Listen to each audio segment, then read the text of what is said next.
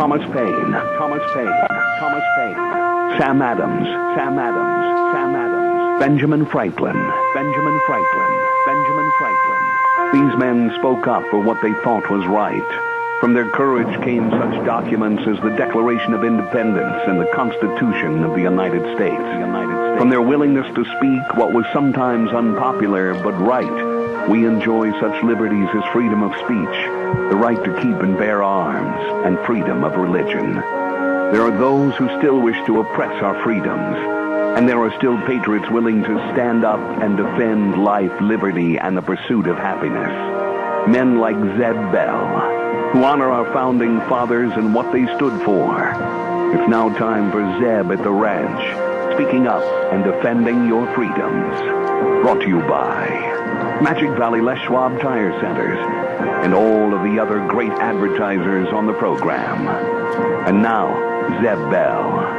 You know, I'm older now, and I'm tired of being told that out of tolerance for other cultures, we must let Saudi Arabia use our oil money to fund mosques and madrasa Islamic schools to preach hate in America and Canada, while no American nor Canadian group is allowed to fund a church, synagogue, or religious school in Saudi Arabia to teach love and tolerance. It's not fair, and both sides will never be presented evenly on this program. Diversity will not reign, and we will not hold hands at the fireside. Not on this program. I'm in an ugly mood. Good morning. Have a good day. Here comes Kate Smith, and God bless America.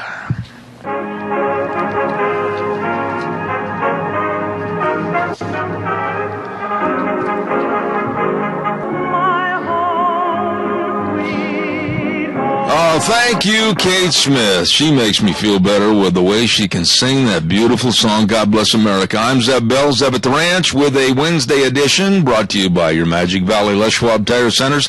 All 7 locations serving you. That's right, and they got a big tire sale going on.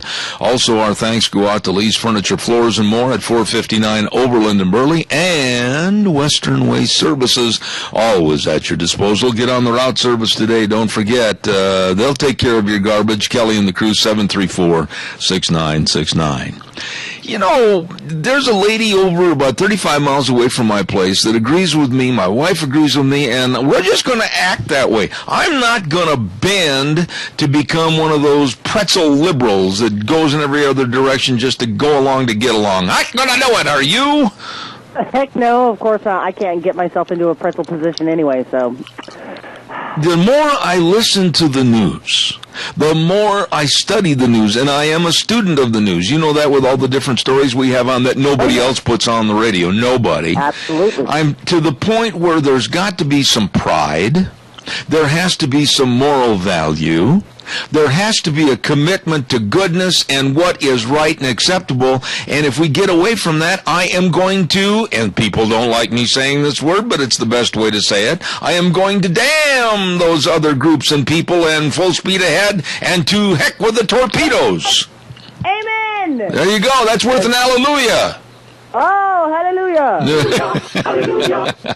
Thank you for having one of those kind of moods, aren't we? Yeah, I am. I'm tired. I shouldn't be. Now that we've discussed my feelings for this morning, I've already worn my deodorant off. Do we have a pledger? No, we have Michael Rogers on for the pledge and for the weather. Okay, but he'll break in between. Michael, give me a break in between. Go ahead with the pledge, please. Good morning. I pledge allegiance to the flag of the United States of America and to the republic for which it stands, one nation under God, indivisible, with liberty and justice for all. Ladies and gentlemen, wherever you're going, wherever you've been, make sure that everything you put in your truck bed arrives with you. That's right. Protect your saddles, tools, groceries, everything with a shell from Save On Shells, 1835 Overland and Burley. Call Anthony at 312-1525. Save On Shells. I'll tell you more right after Michael Rogers' weather. We've got a day just like yesterday. You're going to pretty much see clouds, rain, possibly some showers that'll end up turning all to rain. It's not going to be a problem, but it's going to be breezy out of the west-southwest, about 10 to 20 miles an hour. And the cooler temperatures again for today. 47 for the high, 31 for the overnight low. You can cut them out of it tonight, and by tomorrow, a lot of sun, very little clouds. So the temperatures are going to warm up to right around the upper 50s. 57 is the number. That is your weather. Enjoy it. And welcome to our new sponsor here on Zip of the Ranch. Tell me what you got. Thank you, Michael. Appreciate it. Save-On Shells. And I'll tell you what, I'm really high on these guys over at Save-On Shells. They've got the best of new shells with ARE, many different models. They've got all the bed slides that'll really help save you a lot of work. And they've got a fantastic selection of used shells. And don't forget, too, installation parts and service. They can and will find what you want. Save-On Shells, 1835 Overland and Burley. The best shells to have, I know, because I bought one. Save-On Shells. Caller, good morning. You're on the air.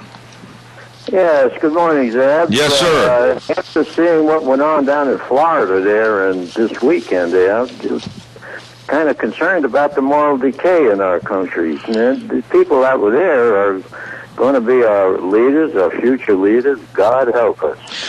Tony, what are you referring to exactly so that I can pull up some of the stories that you're referring to? Go ahead. Well, it's been on Channel 25. They had this big meeting of, I guess you call it, of young people on the beach at Florida. Yeah. And the young gals were exposing themselves, and the guys were exposing themselves. He's talking about college. Yeah, you're talking about spring break. And I'm just going to sum it up this way, Tony, and most people will agree with me. I know that according to many people, there's a lot of decadence. There's a lot of absolute ridiculous attitude on spring break, but it's not anything new. Trust me. When I was a college student, many and most of what you're hearing and reading about went on back 30, 40, 50 years ago. It's just the nature of the beast. I'm not condoning it, but believe me, take it from me, a former student of the University of Wisconsin, which was a party town that did things very, very negatively. It happened before. Yeah, well, let's hope they don't become our future leaders. Well, yeah, and all I will say is some did. Tony, thank you so much. God bless you. You know, Gina, before I do a commercial break, it's easy to sit back and say, oh, those kids are terrible. Oh, my goodness, did you see that? That girl pulled off her bikini top. It's nothing new. I was going to say, I kind of been there and seen that, and it was 40-some-odd years ago. Yeah, of course, been there, done that myself, except for we went to Las Vegas for spring break. So it's the same, and every generation goes through it. And so is this something earth-shattering and new? By all means, no. No, and as far as Tony saying that they may become our next leaders, many already have. Yes, unfortunately so. Oh, well, let's pass over this subject, shall we? Because it brings back memories of some things that perhaps should remain under the rug. Let's not open that closet. There you go. Keep that door locked. Okay. Yes, please. Denny's Restaurant. Oh, my goodness sakes. These are wonderful people. And I'll tell you what, Thomas and the rest of the crew, home run. Absolutely a home run with all the great items on the menu. Food is great at 611 Overland and Burley. And don't forget, they've got gift cards. You know, someone you love is hungry. Hey, buy them a gift card and say, come on in to Denny's. You're going to have yourself a great time. Oh, they treat seniors very, very special. They've got special menus and AARP discounts, too, at Denny's Restaurant, the home of Zeb's Lunch Bunch. And you stop in for breakfast, lunch, and dinner. You're going to love it. 611 Overland in Burley, Denny's Restaurant. Big horse sale coming up. Gina, are we coming through okay? It's just really coming through my headset. It's really tinny and very distorted this morning. How's it sound over there? Sounds okay to me. Okay, I'll have to talk to Jerry about how maybe we can clean it up on my end somehow. I want to remind everybody of this big horse sale, and I'm talking not a little horse sale. I'm talking a big horse sale, and this is going to be going on up at the Salmon Select 42nd Annual Horse and Mule Sale. This is a ripping big event. And Fred Snook puts it all together, and it is just absolutely a happening. It's going to start on the 9th of April, coming up in just a matter of days, and it's going to go all the way through the 13th. And they're going to have all kinds of items like mule Calcuttas, and they're going to have mule trail courses, and they're going to have ropings and barrel racings, and they're going to have wolf howling. Oh, boy, that'll be fun. And they've got just everything for everybody. That's why they've gone to 5 days, all kinds of clinics. It's going to be exceptional. April 9th all the way to the 13th, bit my tongue, at the Lemhi County Fairgrounds in Salmon. Don't miss it, 42nd Annual Salmon Select Horse and Mule Sale. A fun happening for you. All right, calls are welcome, 436-2244, 1-866-927-4587. Give me a call. Wouldn't it be really fair and meaningful if all of us, every single one of us that are taxpayers, all of us could absolutely not pay the government one thin dime April 15th? I mean, hold the money. Hold the money. Don't pay them a dime. Everybody instead send a letter to the IRS and just tell the IRS, once our government gets its act together and starts paying attention to reduce the deficit, pay the bills, and watch how they spend our money, there will not be another dime sent in. That's the power of what we should have as taxpayers and citizens of this country. But we have a Gestapo mafia called the IRS, and I absolutely think that we've got to somehow say no taxes until the wayward fools, and they are fools, that are running this government in Washington, D.C., prove that they're capable of running our government as it was intended. I know I'm dreaming, but it would be absolutely wonderful to belong to a society that would look at the constituency and the taxpayers with respect, and not with that we're going to milk them for every dime we can get out of them. Calls are welcome, 436-2244, 1-866-927-4587. Oh, gee, did it come across that I have disdain for the IRS? Imagine that. Valley-wide Home and Ranch, 910 South Oneida in Rupert. Oh, you know, here we are in April, and literally we're just around the corner from having fair time, and they've got all your fair needs, you know, as far as the 4-H'ers, all the items you need, all the feed you need, all the show equipment you need, everything. So get ready early and be ready for fair. And don't forget, too, that you'll receive a 10% discount on your items if you're involved in 4-H. Go to Valley-wide Home and Ranch, 910 South Oneida in Rupert, and talk to Steve, Mandy, and the rest of the crew. They've got what you're looking for at Valley-wide Home and Ranch. Call will be right there. Stand by. Don't go away. I want to remind everybody, too, about go to the light, go to the light, go to the light. And that's incandescent light bulbs. At Ramsey Heating and Electric, you're saying incandescent light bulbs? Didn't the government say we can't have them anymore? Well, no. Listen, you can, because they're on sale right now at Ramsey Heating and Electric. Stock up on them like I did. Thumb your nose at the government and enjoy reading with light you can see by. Incandescent lights, 40, 60, 75, or 100 watt, and they're clear frosted. I bought a box, like I said, and I'm not going to sit and listen to these bureaucrats tell me what to do. Ramsey Heating and Electric, 2600 Overland Avenue in Burley, where they provide warm winters and cool summers. Good morning, caller. Well, good morning, Mr. Bell. How are you? Monday. I am absolutely ecstatic to be alive and breathing the same air as Barack Hussein Obama. Oh, boy. Yeah. What an improvement, huh? Anyway, where do you want your mail sent if you're going to not send your taxes in? Okay, what day do you want visitation? Yeah, but wait a minute, Al. In all seriousness, I'm right. You know I am. I know, but what the hell are we going to do about it? I know it. That's the problem. The power of the people is gone. Well, because we don't get out and vote, and we vote into a bunch of crap that shouldn't even be allowed in the country. So we're asking for what we're getting, and God help us, we don't do a better job from here on out. Yeah, I mean, you've touched on it. It's nobody's fault or put the finger of blame on anybody but the public. I mean, we've let these politicians basically run roughshod over us, change the rules, distort the rules, and quite frankly, throw the rules away as far as the Constitution. Pardon me? That's just what Harry Reid has done in the Senate. Throw away the rules and do it his way, and that's one guy they've got to get out of there or else. Between him and Botox Nancy, they are so indicative of what's wrong with politics. I know it. Anyway, you're talking about Denny's. I was over yesterday waiting for Polly to get out of the dentist, and walked in, and they said, where do you want to sit? And I said, anywhere but near the door. Yeah. Oh, please. Anybody that sees Al coming, do not put him by an emergency door, because all of a sudden the fire department, the police department, the FBI, the CIA, they'll all be there because of the warning systems.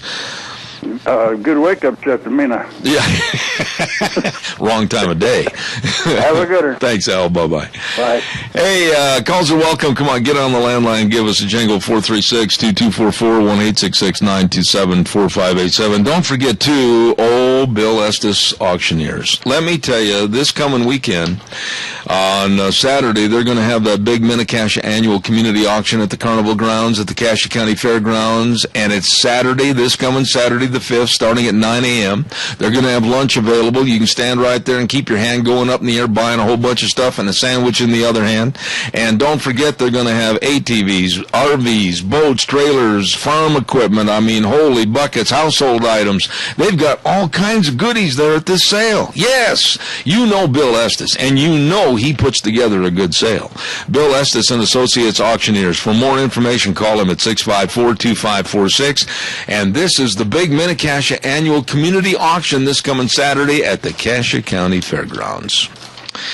All right, it's your turn. Give me a call, 436-2244, 1-866-927-4587. I also want to remind you, for the best of Lennox home comfort systems, do not forget, whether it's a gas furnace, an air conditioner, or a heat pump, all you got to do is just write this number down and call our friends, 678-0459. Ramsey Heating and Electric, 2600 Overland Avenue in Burley, with Lennox home comfort systems for you. All right, it's your turn. Give me a jingle, 436-2244, 1-866-927-4587. Benghazi is not going away, nor should it. I was listening to some of these political pundits yesterday, and it absolutely sickened me to the point where some of them were saying on the liberal side, we're wasting so much time on old news, the IRS, and we're wasting so much time on Benghazi. It's old news, it's done, it's kind of the Hillary words, what difference does it make? And that just infuriates me.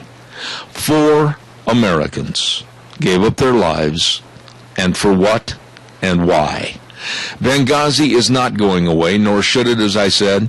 And this morning, Mike Morrell, with the former head of the CIA, is going to be testifying, and they've got him backed into a corner because now they're finding out that perhaps he has lied from the get-go to protect, guess who? Hillary Clinton. This administration is absolutely been rocked by scandals, and I think there's more to come, and very serious shortcomings. And for the liberals to sit there in the media and elsewhere and say, what difference does it make, or it's old news, every one of them should be fired or thrown out of their positions. We have a right to know what's going on. We have a right to find out. It's not just a right. It's a demand. And for the 4 Americans that lost their lives, if you were a family member of any one of those 4 people that passed away in Benghazi, their lives were taken, they were snuffed out, do you mean to tell me that you would go, oh gee, too bad, golly, and not want to get to the bottom of it, not want to see justice served, not want to have these heinous killers captured and justice served, hopefully with their head on a platter? I would. I want to see these people brought to justice. I want to have reasons why they did it. I want to find out if our government did any cover-up. I want to know. You should too. Calls welcome, 436-2244, 1-866-927-4587. There is a little bitty story in the newspaper this morning that really bothers me. It was almost hidden with a bunch of ads around it and everything. And it's in the at a glance section. And I just want to read this to you because it's so sickening and so perverted. A South Korea sex change doctor said, "I correct God's mistakes." Oh, man, when I heard this. Dr. Kim Seok-Kwan has surgery to what he says corrects God's mistakes and make transgender people the way they should be. You know, I'd hate to be him on Judgment Day and have to make allowances and excuses for I correct God's mistakes. Pathetic. And that's what our world is coming to. All right, calls are welcome. And by the way, I didn't forget, almost, tip of the coffee cup goes this morning to some very, very nice people. Mr. and Mrs. Kent Benson, very nice people. Kent and Kathy, good friends of ours. And also Mr. and Mrs. D. and Patty Christensen, again, very good friends of ours. Tip of the coffee cup to those wonderful people, and we hope they have a great day. Don't forget Travel Loops. Boy, this is really fuzzy this morning. I'm having a hard time hearing. I don't know what it is. The feed line is just cheating up on me. Travel Loop Supply, 1050 West, 203 South of Heyburn, and they've got all your nuts and bolts. Metric and standard bolts, and they've got all the bolt bins, and they've got everything you need, all your tools, all your oils, they've got everything, and they've got all your filters, and they can clean your filters, and you can reuse them. Holy smokes, they save you money. Travel Lube Supply with our good friend Jim McCall and the rest of the crew at 1050 West, 203 South of Heyburn. They deliver the goods. Call them at 438-8730. It is time now for the Capital Press Ag Minute, and it's brought to you by Lennox Home Comfort Systems. And, of course, you can check those comfort systems out at Ramsey Heating and Electric, 2600 Overland Avenue in Burley. Here's the Capital Press Ag Minute. Today's Ag Minute brought to you by the Capital Press, the West Ag Weekly.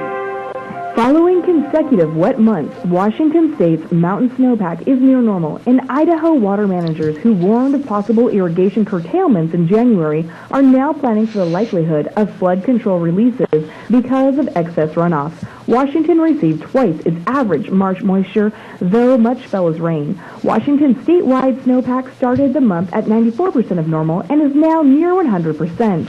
Idaho basins also fared well, with the upper Snake Plain receiving 150% of average precipitation, the Clearwater Basin at 175% of normal, the Willow, Blackfoot, and Port News basins at 142% of normal, and the Boise Project at 101%.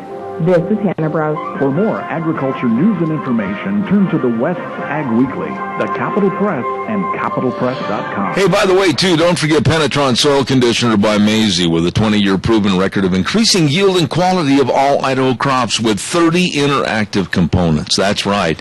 And it speeds germination, reduces crusting, improves stand, stimulates root growth and microbial activity. Oh, and saves irrigation water. The water savings alone will pay for the cost of the product.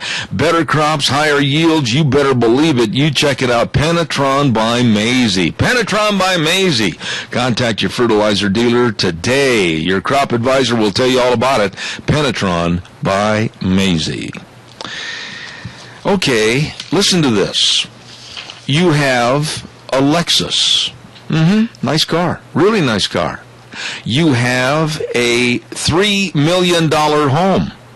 Very nice home. Oh, nice house. You have a $1.2 million yacht. Nice boat. You have $3 million in the bank. $3 million in the bank. And you're collecting welfare and food stamps from 2 states, Minnesota and Florida. Did you hear about this couple? They have absolutely bilked the system. In Florida and Minnesota, they got caught, thank goodness. And they said hundreds of times that they were going to live high on the hog on somebody else's dime, and they are and were, and finally they got caught. This is all the more reason. And they claim that they're Scottish royalty. Yeah, no kidding, this husband and wife team, they think they're Scottish royalty with their multi-million-dollar home and their fancy cars and the yacht and everything else and money in the bank. They weren't spending a dime. They were living off your money and my money. And I have said hundreds of times on this program, you've heard me, that we need a complete welfare review of every single case of who's getting the dole, why they're getting the dole, and if not necessary, throw them off the dole. Make them, oh my goodness, this is a novel idea, go out and try to find a job and be like the rest of us. But now, Gina, let me ask you a question. Are you right there listening? Maybe she's gone. No, I'm here. All right, did you hear what I was talking about? Yes. Okay.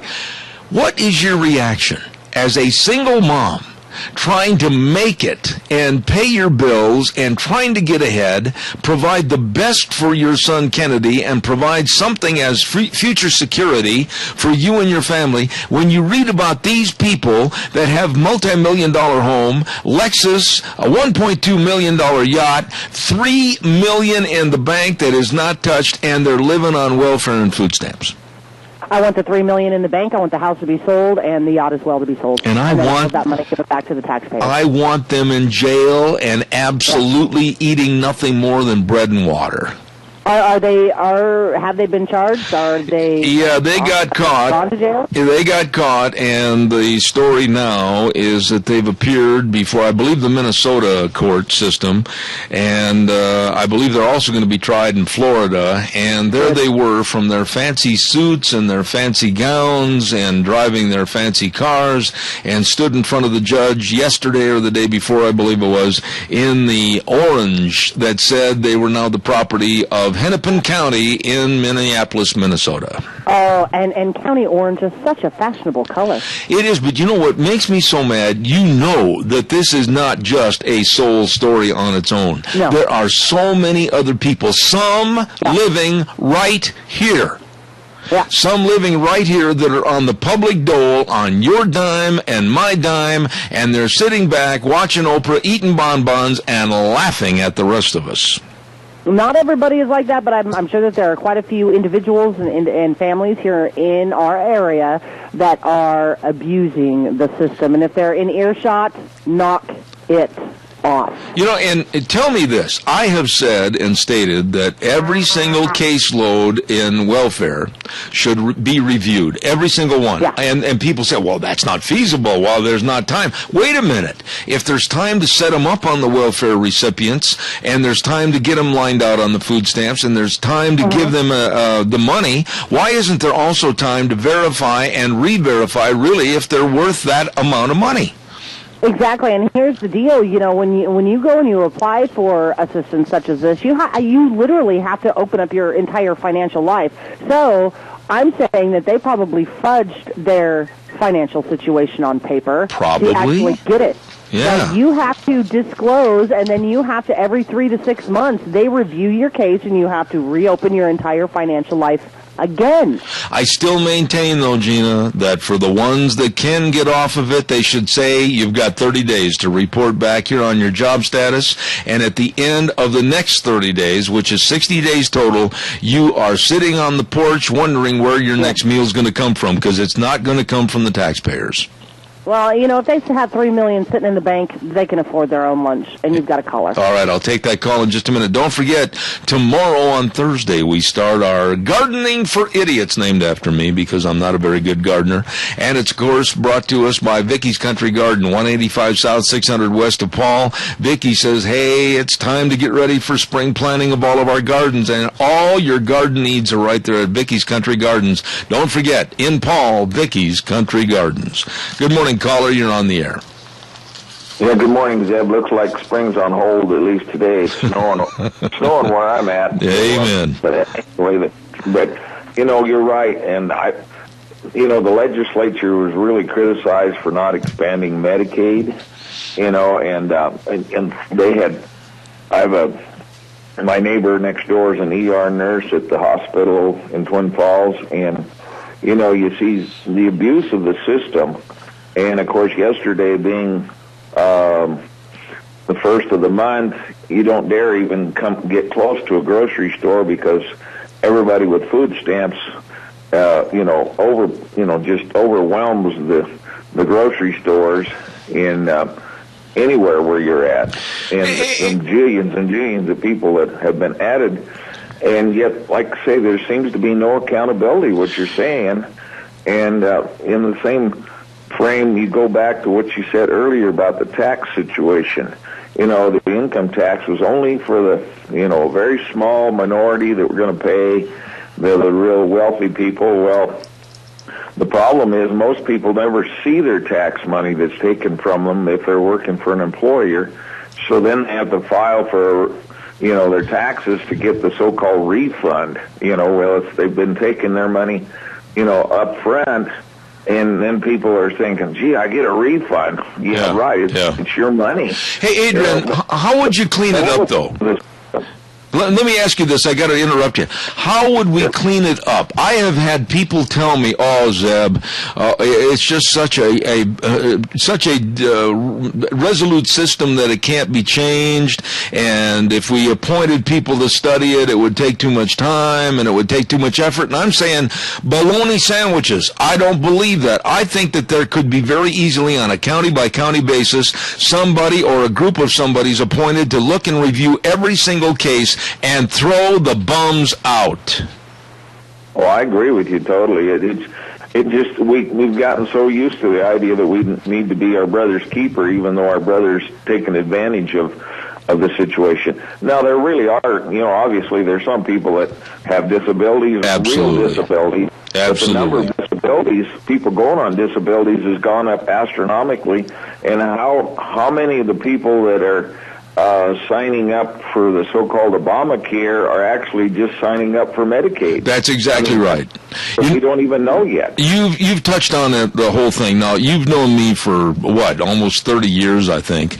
And I broke every bone in my body. I'm on crutches. I've had 18 surgeries, etc. And I could go down probably and end up with a free ride, but I'm not going to do that because I can't live like that. I will say, and I agree with you, that there are people that absolutely are destitute and need our help, and God bless them. I'm willing to help them. And if they qualify for the welfare system, more power to them until they can get off. But you also know, Adrian, that there is a huge percentage of deadbeats that absolutely are worthless to this United States of America and are blood leeches to our system. And those are the ones that need to be weeded out.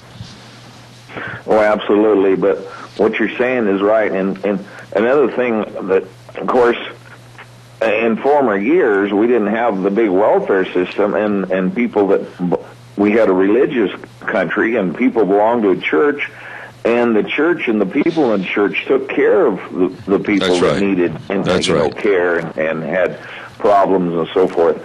And, of course, that's still happening, but not to the degree that it used to be. Unfortunately, we don't have a religious, in a court of law, we'd have a hard time proving that we're a Christian nation now with all the abortions and everything else going on. Well, and you just touched on something that if you read my Cal Pies blog last week, I absolutely centered on this as far as welfare recipients. I wrote about this. I agree with you exactly with what you said. But it's got to be cleaned up. When you hear about a husband and wife that have $3 million in the bank, they own a Lexus, a fancy yacht, a multi-million-dollar home, and they're living off of you, Adrian Arp, and me, Zeb Bell, on food stamps and everything else, there's time to throw the bums out. Yeah, and I'm sure they're not the only one they're doing. They're just, the tip of the iceberg for sure, the very small tip of those in that same category that haven't been found yet. And it's really sad that our country has morally, people don't take pride in their own work, I just talked to somebody the other day. How do you find somebody that really wants to work? Yeah, but here's the other part of the equation, though, Adrian. Here's the other part of that equation. It's not just the people's fault. It's the government's fault, i.e. Obama's administration, because they're absolutely pushing through commercials and other advertisements for people to get on the dole and get on food stamps. Well, absolutely. So they're depending on the government, and then they'll vote for their next paycheck or their next food stamp, deal. So that's the whole deal. We've got to the point where people have become so dependent. I got a really good. It says don't feed the bears and the animals in the parks and the zoos and so forth because it makes them dependent on those items, instead of going out and foraging for themselves. Amen. Guess what's happening here? We're doing the same thing to the people of the country. Amen. Adrian, always appreciate your call. Thank you very much this morning. Thank you. Have a great day, Zeb. You betcha, buddy. Thank you. Don't forget Barry Equipment and Rental. And I mentioned yesterday and had a couple of calls on my cell phone. Yes, at Barry Equipment and Rental, they are looking for a full-time mechanic at Barry Equipment and Rental in Burley at 159 West Highway 30. A brand new shop. All the tools, all the goodies, heated floors, everything. All you have to do if you want that job, and there better be somebody out there that wants that job because it's available. It's a good job. Call them at Barry Equipment and Rental. You betcha. Eli and the rest of the crew, Nick and Rosie, they're looking and waiting to serve you. So get a hold of them today. The number over there is 678-7368. I'll say it again, 678-7368. Barry Equipment and Rental, looking for a full-time mechanic. Oh, boy. Good job at Barry Equipment and Rental. All right, give me a call, 436-2244, 1-866-927-4587. Here is a story that absolutely, when I heard this morning, you just want to punch something. You want to pick up a pillow and send it sailing from the living room all the way out to the kitchen. Whoop, hold the punch. I've got a caller. Good morning. You're on the air. Zeb, a couple things. Have you seen the camel? That it's a sculpture of a full-size, life-size camel that is looking at the eye of a needle. And I guess it's making fun of the scripture. Yes. And it's a gift that Obama is giving to Pakistan. And Pakistan is loaded with, Muslims that are radical. Absolutely. Randy. What does this mean? Randy, what is the intent of that? When I saw that story about this blatant misuse of funding on a stupid, frivolous sculpture, it goes along with everything else. The buildings that were built over in Afghanistan and those buildings that were also built in Iraq and were left vacant. What was there? One building was built for $34 million and it's never had a human being sit in it. The wastage from this administration and, quite frankly, other administrations of our money. We need to have more scrutiny. We need to have more say. The public opinion has got to come crashing down on these people's heads. But to give such a stupid, frivolous gift, basically, and I took it as a slam against Christianity. I don't know how you took it, but that's the way I took it.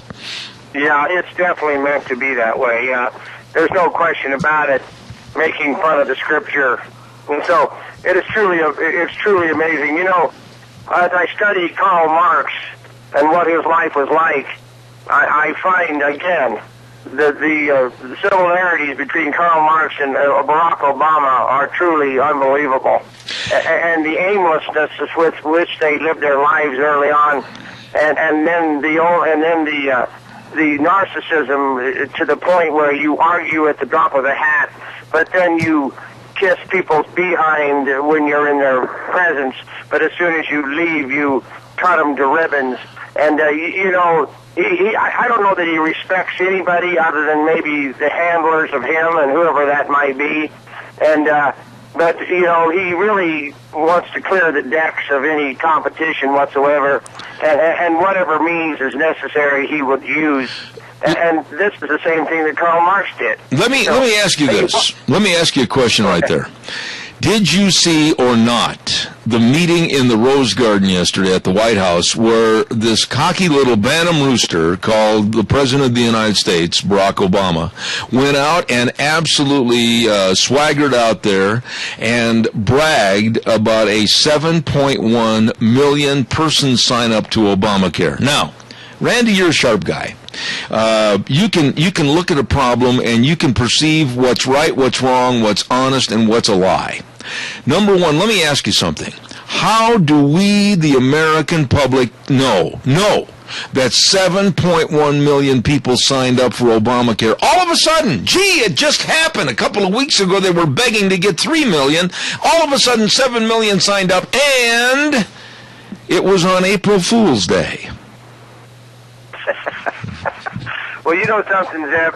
Most of these people have signed up for Medicare, and, I guess, and I've been talking to people around here, and that's what they have told me that they were doing. Very few people have actually signed up for the actual open enrollment of Obamacare. It has been everything else. Now, they have misled it, and, which is nothing new. The lying is just runs rampant, but we all know that. So, do you honestly believe, Randy, do you honestly in your heart of hearts believe that 7.1 million people have signed up for Obamacare and paid for a premium on Obamacare? See, there is a big difference between going to a computer and signing up saying, gee, Fred Schwartz wants such and such policy. But until the premium is paid, you don't own a doggone thing. This is where we're being lied to. This is where we're being duped into believing this garbage. And I, first of all, don't believe 7.1 million people signed up. And secondarily, give me the facts. I want to know who's wrote the check out. Well, this is the thing. The people that don't ever pay their bills are the ones who want to have health care. So the chances of 7 million people actually paying a premium, signing up is one thing, paying a premium is a whole other animal. And I would really venture to say that it would be less than half of that. And some of these people are just, because of Medicare again. And so, yeah, Randy, I tell you what, Zeb. Yesterday, a doctor was talking about how the struggle she will face to get reimbursement, and the bureaucrat would decide how much the reimbursement was worth. In other words, can you imagine if you were a doctor waiting to get paid by Obamacare, the government, and they're haggling over what they're going to pay you, and you're a doctor that is worried about your patients, and then you're having to haggle over what the Obama administration is deciding what this is worth. Yeah, they're deciding your future, my future, and everybody's future, whether it's through the health care or the professionalism of that doctor. And I find this administration to be absolutely guilty of crimes against professionalism, the Constitution, and also the value system this country was founded on. I got to do the weather, Randy. I'm running late. Thanks, buddy. I appreciate it. One more thing. Yeah, go ahead real quick, real fast. Okay. Across this nation, there are people waking up and doing things. And one of them is Igor Berman from California. He is a Russian citizen who immigrated over here, and he is a Republican, and he knows all too well of what communism is like. And the story is quite fascinating, and I'll let you go. Thanks. All right, Randy, thank you much. Right now I got to get the weather in. Michael Rogers Weather, and it's brought to you this hour by some really nice people that really care about you. Riverview Urgent Care and Medical Center, 382 North Overland in Burley. Minor emergencies, major care. The doctor will see you now, not in 4 or 5 days. You be sure and stop in. Walk-ins are welcome, no appointments necessary. They're open Monday through Saturday, 9 to 9, Sundays 1 to 7. And don't forget, they specialize in minor emergencies and give you the best of treatment. Please remember Riverview Urgent Care and Medical Center, 382 North Overland in Burley. Here is Michael Rogers Weather.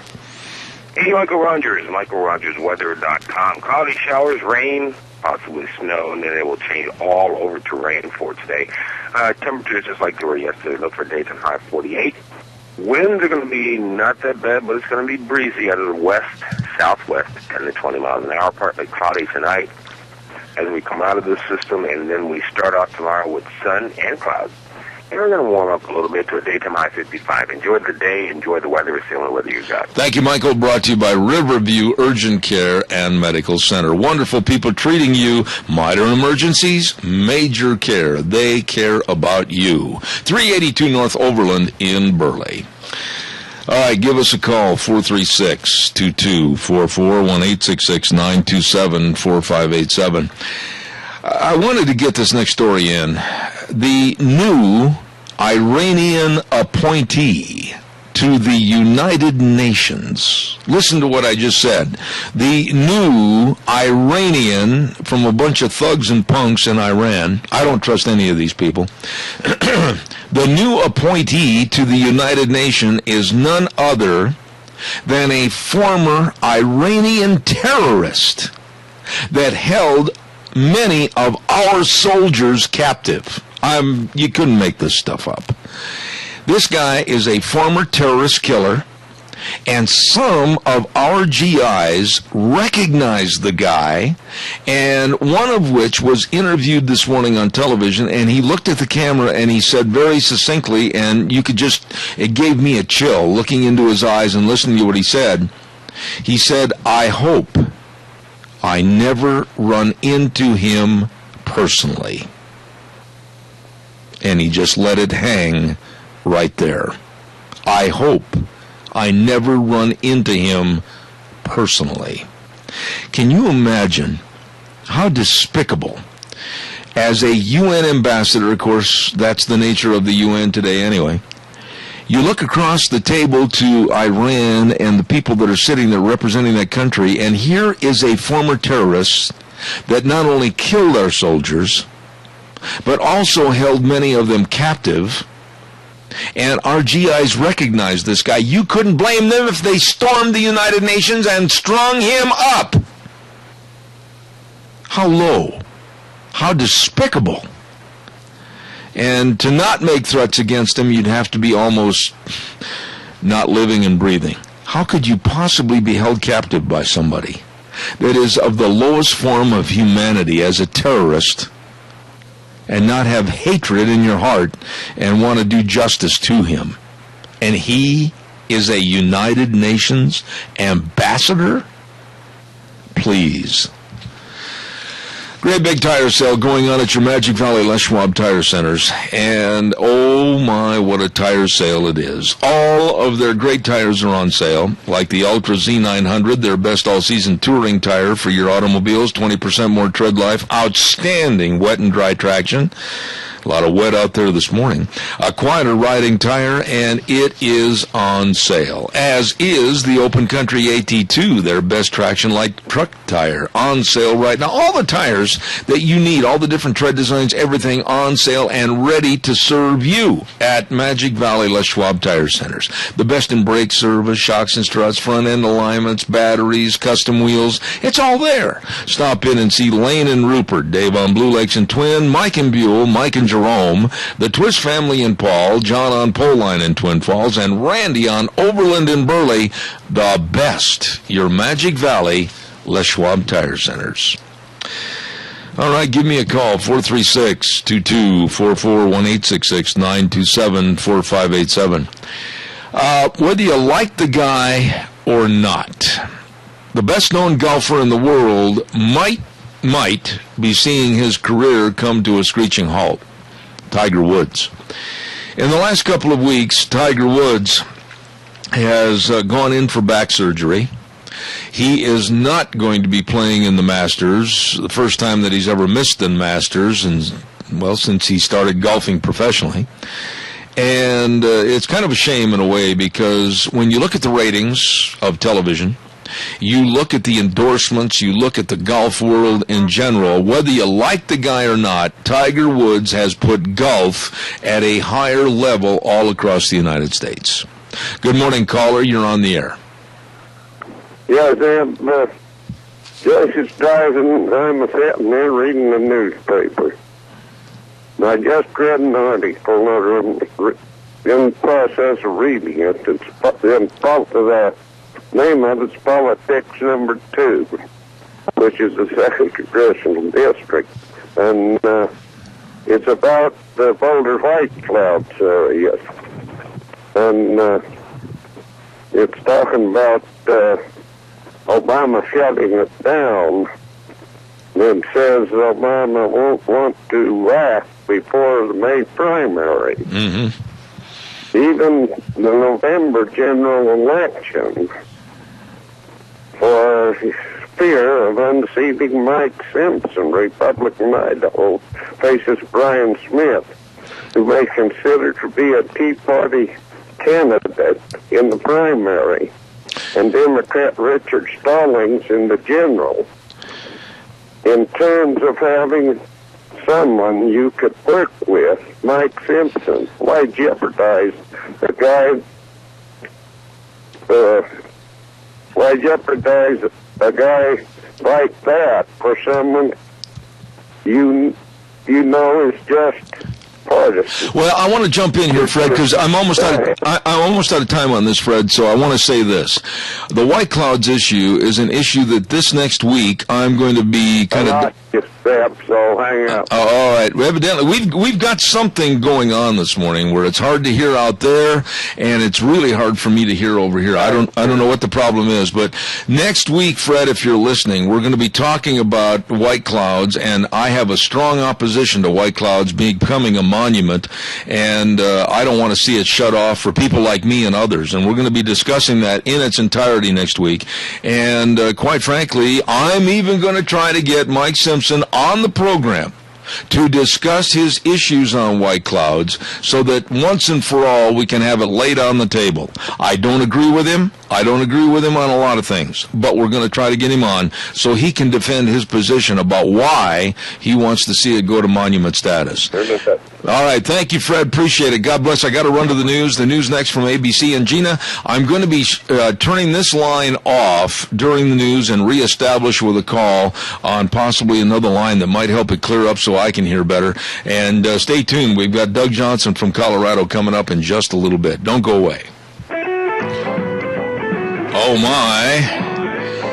Good heavens, Zeb at the Ranch, hour number 2, and I did something during the break that I should never do. No broadcaster should ever do when you have to come back on the microphone and talk, and that's, Gina's going to laugh at me. I ate a granola bar. Look out. Zeb at the Ranch with our major sponsor, your Magic Valley Les Schwab Tire Centers, all 7 locations serving you, along with some of our great advertisers, Lee's Furniture, Floors, and more at 459 Overland in Burley, and our friends at Western Waste Services. From the canyons of the Snake River and all across southern Idaho, we're always at your disposal.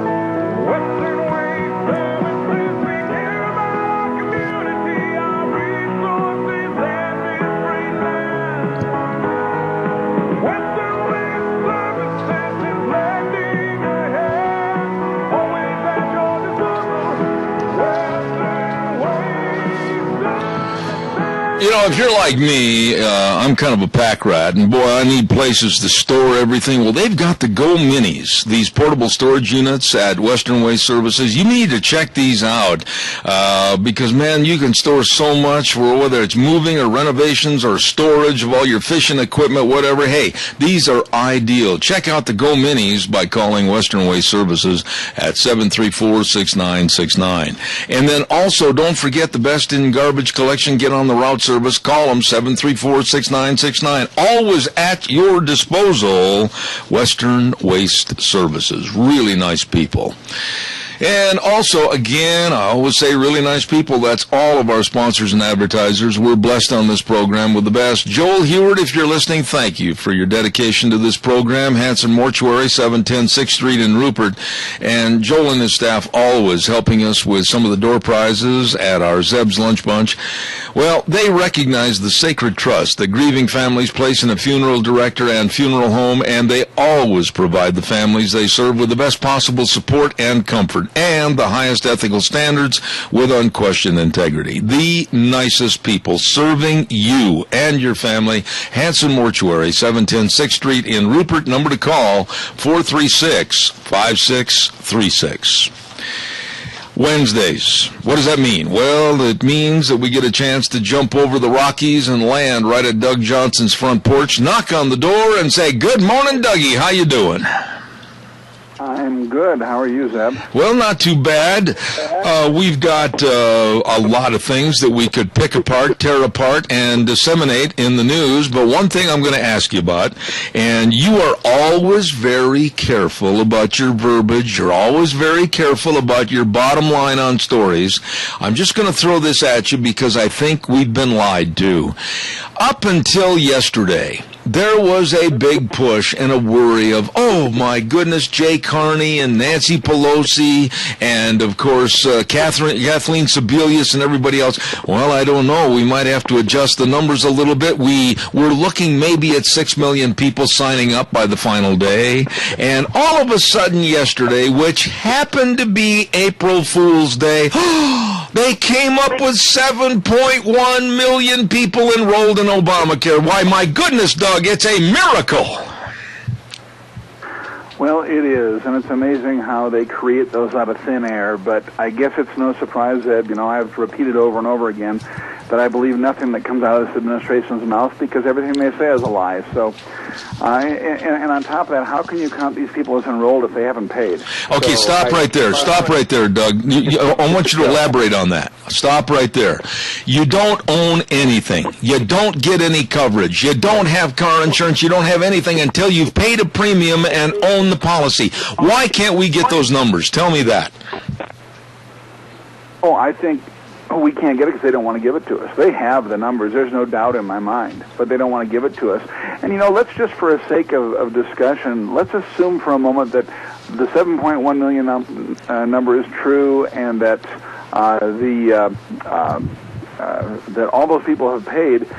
That's still less than 2% of our population. That's no great thing. It sounds like a lot of people, but it really isn't when you consider there's 317 million people in our country.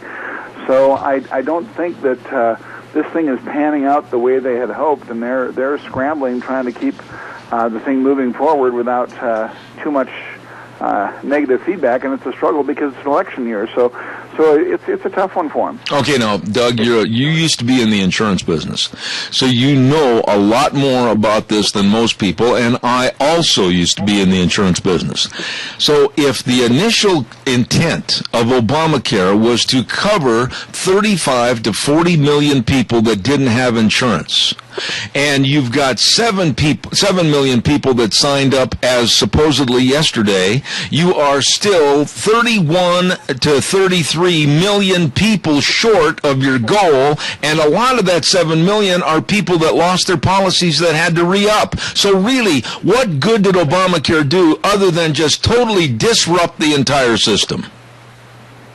Well, I would go even further, and I know you, underlying what you said, Zeb, I know you're going to agree, and you actually feel this way. But the fact is, not only did they disrupt and undermine the existing system, they have destroyed it. Yeah. And their plan is to continue. Ezekiel Emanuel, Rahm Emanuel's brother, former White House Chief of Staff, now Mayor of Chicago, his brother is Dr. Ezekiel Emanuel, who was one of the key architects of Obamacare, has said just in the last few weeks the plan is to eliminate insurance companies, to put them out of business, so the government will take it all over. This is the plan. And so, they're headed down, as I always say, they're headed down their path, and they're being very, very successful. They are very good at getting what they want, and they'll do it through lying, cheating, whatever they have to do. And, of course, that's their value system. The end justifies the means. And so this is why it is so critical.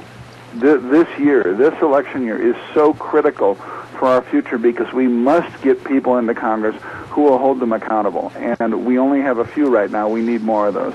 Okay, let's talk about that for a little bit. You live in Colorado, and believe me, you, like we in Idaho and most states, you've got some squeaky wheels in your Congress and your Senate and your national representatives that, quite frankly, need a little oil, a little input from the general public. We all have that problem. But you know as well as I do, Doug, that overall, the Senate and the Congress people that we send back to the Potomac, all of a sudden they've become weak-kneed. They will not stand up to the president. They will not stand up to Harry Reid. They will not stand up for their constituents. We've got a bunch of cowards running this country. That's exactly what we have, Zeb, and this is why it's so important that the few that we have there that are good, the Trey Gowdies, the Louis Gohmerts, the Ted Cruzes, the Mike Lees, that we stand behind these people, and we stand behind them with the threat to others that if you don't act and behave the way these people are, where they're standing up regardless of the cost, we will replace you. And I think that's really, really important, because the elected representatives have to fear the voters more than they do the good old boys club in Washington, and right now they don't. You know, Doug, when you look at this overall picture of Obamacare and the way the president acted yesterday, and I use the term president very loosely, but he came strutting out like a little banty rooster yesterday, like he was the cock of the walk, and all of a sudden he started denigrating anybody that questioned Obamacare and saying what a wonderful success it was, and everybody clapped, you know, that tender little civilized clap, with Joe Biden, the vice president, standing behind him. You know, how fictitious and how fraud. I wish that they would have had some charts and graphs behind him and said, okay, here are the enrollees, here are the payees, here's where we are today. None of that. It was just a single verbiage form of saying 7.1 million people have signed up. Believe me, I'm the king of the United States. My word is gospel. That's basically what he said yesterday. Absolutely. You know, we have in this country a progressive / communist media and left-wing and also the establishment right-wing in the GOP. And so we have all these people who fall into the progressive agenda. And so they're going to act just like any totalitarian regime, a communist regime, where they control all the information. And they will tell us what they want us to hear. Truth doesn't matter. It's all about telling us what they want us to hear, because they know if they eliminate their I wanted to say competition, but you know what I mean, the people who are against them, which they will over time, and they're successfully moving that way. If they do that, and if they control the information the voters get, eventually the citizenry will not know what's going on and will tend to believe it. So, you know, really the information we receive now in America is still it's still better than most places, but it's not great, because there is no solid conservative source as far as television is concerned. On radio, there's places like your show, there's some websites we can go to read, but there's no solid conservative source on TV, which is the main form of information for most Americans. And, you know, we like Fox News, but Fox News has its problem with its moderates and liberals. You know, you've got Bill O'Reilly, who's absolutely a moderate. You've got only one or two true conservatives on the network, and they're controlled a lot by the Saudi influences that are the second largest stockholder in their parent company. So this is where it's so important, Zeb, that people who are listening to shows like yours are going out and telling everyone they know. I know you had told me you had Trevor on yesterday, and yes. I heard part of it. I know you were having some problems with connection with him. The more people that can hear people like Trevor and then go tell their friends about it, I think are really, really critical, because they're getting the core information of what's going on in America and how we need to fix it. I will say, and you can dispute this if you want to, but I've done a lot of research on this, and quite frankly, I'm going to be bearing my chest. I've got a lot of good friends in the industry that work for, like you said a moment ago, Fox News. But when you line up all the different newscasts, and believe me, I'm a news junkie, Doug, and I study the news, and I study television news. I study the body language. When you look at CNN, ABC, ABC, CBS, NBC, I don't care who it is, and look at the story content and the slighted story content based on liberalism, like NBC is the worst offender in my book, and compare Fox News. You've got to give the edge to Fox News for being the most fair and equitable on most stories about this government. No other network is going to criticize Obama like they do. Well, I don't dispute that, and there is some good stuff that comes to Fox and some good people, and even people like Greta Van Susteren, who's not a conservative, is very fair and an honest journalist. I think she's a liberal. She's not a progressive. There's a big difference, of course. And so she's one of the few honest, liberal journalists out there, and she does a great job, and there's some other good people there. But the problem is even Fox News. I mean, UCLA just 2 years ago did a study and found Fox to still be left of center. Nobody is right in the middle or to the right, and this is the struggle. And Fox won't address certain issues because they don't politically work for them. And so my criticism of Fox is this, that I say, yes, absolutely watch Fox, but be careful what you watch, because and as I addressed this a few weeks ago in a blog post, Zeb, when people watch shows like Bill O'Reilly's show, and we may do it because we turn on Fox, we just leave it on for the evening, and my vote is turn it off during certain shows. When we do that, we keep his ratings up and we keep him on the air. If we quit watching the shows that don't support conservative values, even on Fox, we will drive them to fill the gap or improve their ratings by putting more good people on. You need more Sean Hannity's and fewer Bill O'Reilly. Well, yeah, but wait a minute. I disagree with you somewhat in a very friendly nature, and it's good that you and I don't agree on all subjects. I watch Bill O'Reilly purely, and my wife's in the other room, and you can ask her anytime when you're on the phone with us. I watch him purely to be hypercritical of his stand and his lack of education on certain things, so that I can write those down, categorize those things that he is absolutely blatant in knowledge, and I want to know and report on that so I can be very critical of him. But in doing so, you are driving his ratings up. Well, yeah, you can go ahead and you can criticize me for that, but the beast will continue to thrive. So my view is, I won't watch MSNBC, I won't watch CNN, I won't watch ABC or CBS or NBC anymore, because they're so worthless. It's not worth it. And I will also put in that category, I won't watch Bill O'Reilly anymore because of what he is. And so that's the view I take. I say we essentially are defunding him by not giving him this, by not watching him. And so I understand what you're saying, and I understand your position, and I'm not going to say you're wrong for doing it. I'm telling you, what my view is. And I think that it's unfortunate that he gets the press he does, because he is so uninformed. Now, all that said, and I try to always say this when I talk about Bill O'Reilly, because I come on pretty strong against him. Bill O'Reilly, I highly, highly respect for his stand for protecting children. He has been at the forefront of that, and I think that's wonderful and good for him. But he does so much damage that I get disturbed by the rest of it. So that's my view, and certainly people don't have to agree to it. But I would rather take that hour that Bill O'Reilly's on and turn the TV off and go and get online and get better news from good sources online than pay attention to him. I guess where I'm coming from, Doug, and this is a good discussion about the news media in general for both of us. I want to know basically what I would term enemies are saying and doing. You could say the same thing about a newspaper. We have a local newspaper here that is turned into a very liberal-minded rag. But people have said, well, why do you keep subscribing to it? And that's the reason. I want to know what their stand is so that I can antagonize and attack them for their stand and bring it out to my public on the radio as to what they're saying in a liberal sense, so that I can counteract it with conservatism. That's why I keep the paper coming. Well, and especially on a local case, that's really important to do. But, if we look on a national case, the New York Times, the Washington Post, I don't any longer read them regularly. I still, periodically, when I hear about stories, I will go and read what they wrote, and I will address those. And anybody who reads my blog sees that I frequently link to stories from places like that. But I don't make them my news source. And I think there is a little bit of difference between broadcast news and written news, in that every time you turn on the TV, that's counted as a credit towards viewership for that show. But when I open the newspaper or go to their website to read the story online from the newspaper, it doesn't affect them the same way. And like I say, I'm not opposed to people doing it, but I think we have to be careful, because what we have right now is we have a monster. But I need to put a caveat in here, Zeb.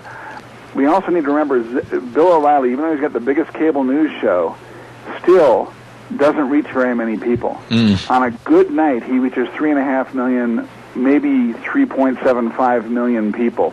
That is minuscule. American Idol is almost off the air because they're in trouble because they can't get much more than 8 million viewers. So they're getting more than double what O'Reilly does, and they're considered a terrible failure. So it shows just how small a number he really does get to. And I guess maybe that's the good news, but the bad news is more Americans aren't paying attention to news. Well, the problem is, though, the problem is not O'Reilly. The problem is not Greta. The problem is not all those kooks and crackpots at MSNBC or CNN. The problem is us. The problem is the general public, because we're not demanding of our media to put forth an honest product of what happened as journalists, telling us the true story so that we understand the news. It's got too much of a liberal slant to protect this president and this administration, and we're not getting the honest appraisal of the news. Right, and we live in a free market society, so here's my question. If we have a business in our community, let's say there's a business in your community that is doing things that you just don't agree with, and I'm trying to think of a good example, but people can fill in the blank as to what type of business. And so we have two choices. We can continue to give them business and we'll keep them in business, or we can refuse to go there and we'll put them out of business. That's what needs to happen to the American media, because they're not changing. And so, to use the terminology I used before, we got to quit feeding the beast. And I think we're seeing some of it. We're seeing CNN and MSNBC are struggling miserably, which is good news. That's a wonderful thing, but we've got a long way to go in this process. But we also have, I think, at the worst time ever in our history, an administration that knows how to play the media like a puppet, like a Howdy Doody show, and they are excellent at manipulating these people into almost being complete cowards that will never stand up and address a decent hardball question to the president. That's the problem. This administration has them cowering in the corner like little whipped puppies. Well, yeah, I think that, in fact, behind the scenes, I'm aware there are threats that go on. There's a lot of things that affect them, and so the media, they do just like you say, they act like whipped little puppies, and once in a while you'll have a Cheryl Atkinson who, just left CBS, who will stand up and say, I'm going to speak the truth regardless, and God bless her for it. And these are the people we need to encourage and support, and put it at the front of our information gathering. But the sad part is, this really, if we want to keep getting back to the root of the problem and not the symptom, because the news media, even the politicians, are a symptom of a bigger problem, and the bigger problem is in our society we've had such a dumbing down. People don't think critically anymore. They don't teach their children to think critically, and the end result is we end up with people just blindly following along and accepting what they get. And I'm afraid that the dumbing down of America has been so effective, it's been so deliberate, that we have a long way to go to turn that around and get people thinking right again. I saw that exact example the other night, Doug, and I was so shocked. They did a man-on-the-street interview, and I've only got a minute and a half here left on the segment, but I want you to respond to this. I saw a segment the other day where they were going around in Philadelphia asking about politics and how it's run, who runs it, who's in charge, and that type of thing. And one of the questions came up to about a 35-year-old, very well-dressed woman, evidently a professional that worked in Philadelphia downtown, and they asked her who was the president during World War II, and she thought for a moment and looked at the camera and said, I believe it was George Washington. You have talked about a dumbed-down society. I absolutely was appalled as to the stupidity of people that should know better. Yeah, absolutely. It is scary, and I've always said this because I'm a history lover, but people say, oh, history, it's boring, and to me, if history is boring, something's wrong in the way it's being taught, because history is fascinating, and if taught right, we can learn from it, but we don't, and this is why we keep repeating and I don't just mean America, but humans keep repeating their same mistakes. They never learn from history. If people read my business book, something I say consistently in there, Zeb, and I'll wrap it up with this comment, something I say consistently in my business books is something my father taught me very young, and he said, a smart man learns from his mistakes, but a wise man learns from the mistakes of others, so always study history. Absolutely. And I think that's a real important thing we need to teach our children to do. Absolutely. Doug, I hate to see this half hour go so fast. I really enjoy having you on the program. Doug Johnson, author, Horse Sense blog, many, many books. Quick, the name of the book, the new book, tell us. It is The Leadership Secret. All right, Doug. Hey, listen, if you get a chance, not today because I'll be gone after the program, but tomorrow, holler at me. I want to visit with you for a second, okay? Sounds great. We'll do that. Thanks, Doug. Appreciate it. Doug Johnson in Colorado. Yeah, okay. Very, very dear friend on the program this morning. Stand by. We're going to have our next guest coming on in just a moment. And it's going to be Dean himself. In just a moment, Senator Dean Cameron. But right now, I want to talk about Cameron and Siemens life insurance, health insurance, retirement planning, employee benefits. You know, these two fellows, Dean Cameron, Todd Seaman, they go to work in the morning at their office, they sit back, and they just absolutely want to serve you. That is the name of the game. They're dedicated and responsive to your needs, and they want to make sure that you're covered. Please don't put it on the back burner. Get a hold of them today, 436-4424, Cameron and Siemens Insurance, Highway 24 in Rupert. Excellent professionals. Oh, and let's see. I want to remind you again about the Salmon Select Horse and Mule Sale. Now, you've been hearing me talk about this and saying that it is a happening. You need to make reservations, or if you got a camper or whatever, you need to get up there and enjoy it. It's going to start on April 9th, which is a Wednesday, and it goes all the way through April 13th, which is Sunday. And they're going to have all kinds of things. They're going to have great big commercial building displays. They're going to have a Mule Calcutta, a mule sale. They're going to have all kinds of mule packing clinics. They're going to have 40 barrel racing. They're going to have pole bending. They're going to have a great big huge horse sale. They're going to have trail horse competition, rope horse competition, team roping. Wow, this is a big deal. 42nd Annual Salmon Select Horse and Mule Sale at the Lemhi County Fairgrounds in Salmon, Idaho. You get up there April 9th through the 13th. Wonderful, fun time. Fred Snook really has devoted a lot of time and effort into making this a great big event. I know somebody else that's worked hard to make their business a big event, and that happens to be our friends at Lee's Furniture, Floors, and More at 459 Overland and Burley. Are you having a hard time sleeping at night, Bunky?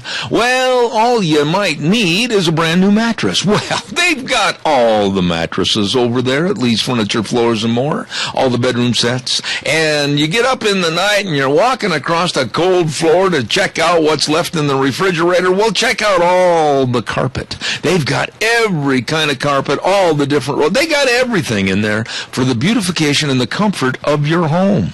Ask questions, give them a call, stop in. Lee's Furniture, Floors, and More at 459 Overland and Burley. They are waiting right this moment to serve you. Stop in and see them today.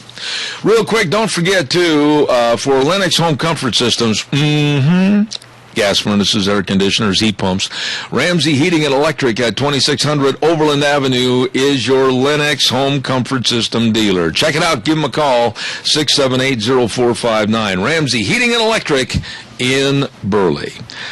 Let's go to the phone lines right now, and a very dear friend of mine is going to be on the program, and he is State Senator Dean Cameron, back from a very busy legislative session for 2014. Good morning, Dean. How are you? Good morning, Zeb. How are you? I'm very busy, and according to what I found out yesterday when I talked to you on the phone, do you have any hair left in your head, or have you torn all your hair out? Most of my hair is still there. My forehead is of mush, just from banging it against the wall. But otherwise, I'm doing all right. Doing all right. Dean, glad to be home. Boy, it is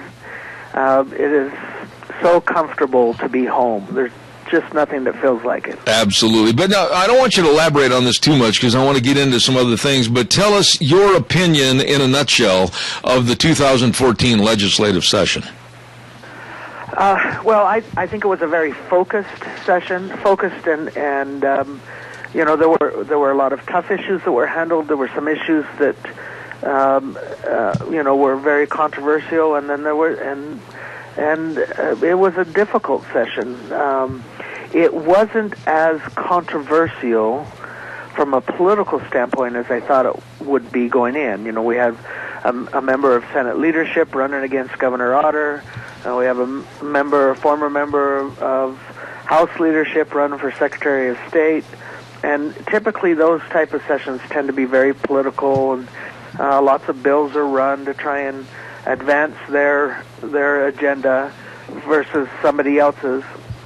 And they end up, in comparison to the previous year's session, we expected it to be very contentious. That didn't happen.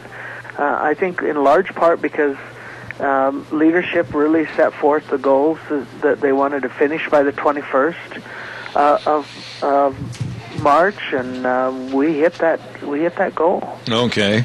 Now, anything that was left on your plate from 2014 that's going to be kind of a burden to carry into 2015, anything you're worried about for the next year?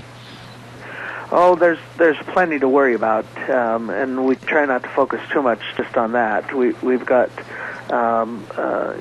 obviously my main job is to balance the budget, and our economy is doing well. It is not growing by leaps and bounds like we would love it to, and it is somewhat intermittent. January was a positive number. January was a negative number. February was a positive number. And made up for the losses that we incurred in January. But we'd feel much more comfortable, obviously, if revenue stayed on a steady growth stream, and the economy stayed at that pace. We'll be able to tell a lot off of April's numbers, which we won't have until the second week or so in May, the 10th of May or so. Mm-hmm. There are a few things left to handle. The Governor's Task Force on Education put forth 20 very aggressive education reforms, and we addressed some of them, but not all of them, and a lot of them have a pretty hefty price tag. So, of course, that becomes a concern of mine. Is all right, these might be good ideas, but how do we pay for them? How do we make that work? Because my job, like it or not, is to make sure that we have a balanced budget. Right. And I get the dubious honor of growling when, whether it's a Democrat or Republican proposal, if it's going to cost more than I think we have. It's my job to point that out. Okay. Sometimes that doesn't win me a lot of friends, but that's my job. And I respect you for being open and honest about it. I have got to get into the subject matter that I wanted to have you on the program for. And I'm going to kind of pre-paint a little scenario for you, and you tell me if I'm wrong. I've mentioned it twice already this morning. Up until yesterday, we have been told and guided down a primrose path by Kathleen Sebelius and the rest of the Democrats and also Obama himself. Well, we've had some problems with the website. Well, we've had some problems with the indoctrination of Obamacare. And we might have to change the numbers a little bit on the original sign-ups. We might be looking at 5 million. We might be looking at 6 million. Sebelius said that was the intended number and everything. And looking at Oregon, no sign-ups and absolutely virtually no increase. All of a sudden, on April Fool's Day, they ended up with 7.1 million people. It's a miracle, Dean. Well, it might be a miracle. I just have no way of knowing. And of course, they're put in a position of they're trying to show all the good things. They're essentially snake oil salesmen trying to show all the good things that are taking place, and they don't want to talk about any of the bad things. And as you know, and I know certainly Gina knows, and many other people, the website has been a disaster since October. Right. We go through periods where it's worked okay, and we have seen people that it has helped. But in large part, the whole system has been completely flawed, and I don't have a clue as to how they would know that they are exceeding 7 million. I know that we are tracking at the state level how many enrollees at the state level, and we're up to about 40. The last number I heard was 43,000. It was expected to hit 45,000 by Monday. Whether or not it did or not, I haven't seen a report. Well, Dean, let me ask you one question right here. You are a very astute professional in the insurance business, and you know what's going on. You have a great way of explaining policies, and if people want to buy the policy, that's fine. But really, they don't own the policy until they have paid their premiums. What is so difficult about this administration tracking who has paid, who hasn't, so that we can give an honest appraisal of really what policies are enforced because of premiums paid? Why is that so difficult? Well, I'll tell you why it's more difficult than you might think. We don't pay the premium to the federal government, thank goodness. We're paying the premium to the insurance company. And so you may have used the state site or the federal site to sign up for the coverage, but then as soon as you've enrolled in the coverage, that information is shifted or sent to Blue Cross or Select Health or whoever the company of your choice is. And the premium is paid directly to them, to that carrier. And so there is a disconnect between whether the premium's been paid and whether they've used the site to enroll. Mm-hmm. And there's a legitimate criticism, when Obama stands up there and touts that he hit 7 million, there's a legitimate criticism to say, look, you don't know that you have hit 7 million. I still have people that have enrolled but are unable to purchase a plan because of the stupid site, and because of the myriads of idiotic questions that it asks. Right. And so I still have people that are in no man's land, if you will. So I don't know whether they're counted towards that 7 million. So there's, certainly if he's going to stand up there and tout that number, he ought to be able to defend it. So I agree with you to that point. But I also would say, in fairness, there's not a legitimate way for the government to know initially who's paid the premium. Okay, now some of our clients, after they would enroll, there's a link that you go directly to Blue Cross or Select Health or whoever, mm-hmm. and pay the premium direct right mm-hmm. then. Others, we print off a coupon, and they've got till the 15th of the month, because you have a time frame by which you have to pay your premium. They have till the 15th or 18th, depending on the carrier, to pay their premium. And we're watching on our clients. We're watching that closely. We've got a handful that have not paid yet, but mm-hmm. we anticipate that they will. All right, now I want you to just for a moment forget that you're a Republican state senator from Idaho. Just pretend that you are businessman Dean Cameron. That's it. What are your fears as a family man and a businessman? What are your honest, sincere fears that is and possibly will happen with Obamacare and its treatment of the elderly in this country? Honestly, give me your appraisal. Well, first, there are more fears than we have time on your show. So let me just be real quick about it. First and foremost, I'm worried that we're headed towards the socialized system, and where they want to destroy the insurance industry. And I know that to be the case. I know they're trying to head that road.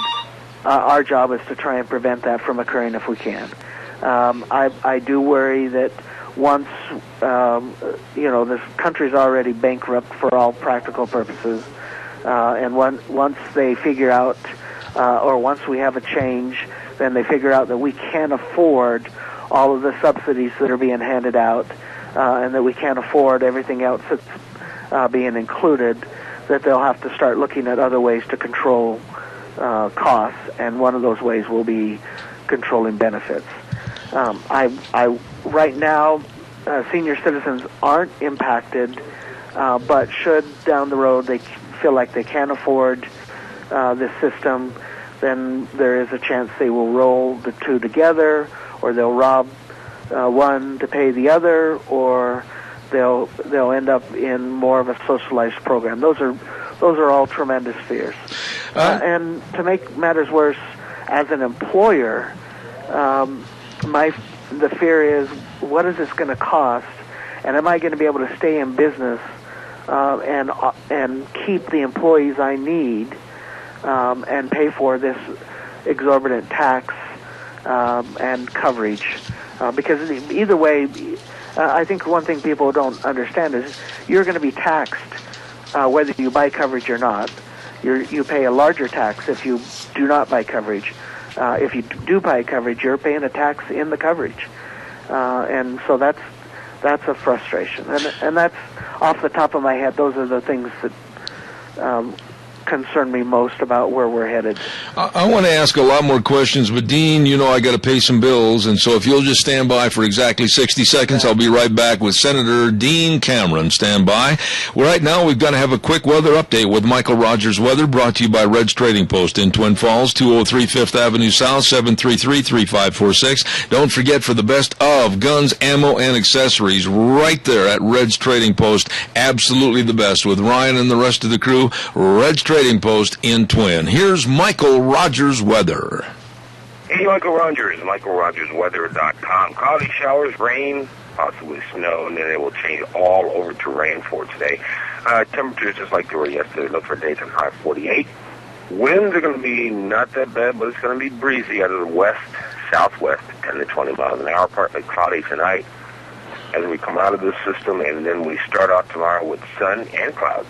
And we're going to warm up a little bit to a daytime high 55. Enjoy the day. Enjoy the weather. It's the only weather you got. Thank you, Michael. Red's Trading Post for the very, very best of guns, ammo, and accessories. And if you need to sell your guns, they can really help you. Sell them online for the most money possible. For your collection, take your collection in there if you want to sell it. They have buyers for you. Red's Trading Post, 203 5th Avenue South in Twin Falls.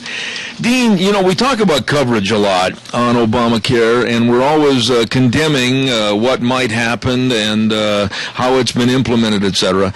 But you really know the program. You understand Obamacare probably better than anyone else I know. I'm really worried about what it's going to do to research and also the incoming doctors and medical staff that want to get involved in medicine. I see it as a deterrent if the doctors don't know if they're going to be paid for their services. Well, I certainly will be a deterrent, and certainly may be a deterrent towards people attempting to go into medical school or healthcare professions, although we're not seeing that right now. And, it's hard to tell what the impacts would be on research. Obviously, if the system does head towards a socialized program where government is in complete control, then you will have dramatic impacts on our physician population, on our all of our healthcare providers. Our hospitals, some hospitals will not be able to survive under that type of a system, and I think you'll have dramatic impacts that way. I did want to just a little bit along those lines. One of your callers earlier was able to listen in. Partly, I want people to know that their claims are not being paid through the federal government either, and that's, I think, sometimes a confusing point. Mm-hmm. So if you go through the exchange and you sign up for a plan, your claims are going to be paid through the company that you signed up with. So if you signed up with Blue Cross of Idaho, for example, your claims and your premiums will go to Blue Cross. They'll process your claims just like they always have, and nothing really that way changes for now. Now, I think one of the dilemmas that we run is that if we're not careful, we end up with our next president will be somebody along the same ilk as what we currently have, and in that case, then they start heading us more towards, if we have a Hillary Clinton or somebody of that sort, heaven forbid, that's where the movement will start to move us away from the private companies to government running all of that, and we definitely have to be very, very concerned about that.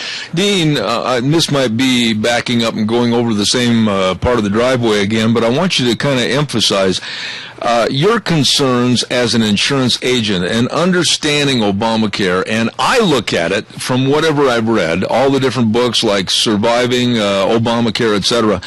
I look at Obamacare as something that I'm glad I'm 66 and the age I am, because younger people going into the 40s, 50s, and 60s of their life, they might be looking at completely government-controlled care to the point where if they've got a cancer that needs treatment or a heart that needs treatment or some other disease, they might be standing in line, and basically it could be a pick-and-choose system as to whether or not they get treated. I'm looking at this very negatively. Am I right or wrong?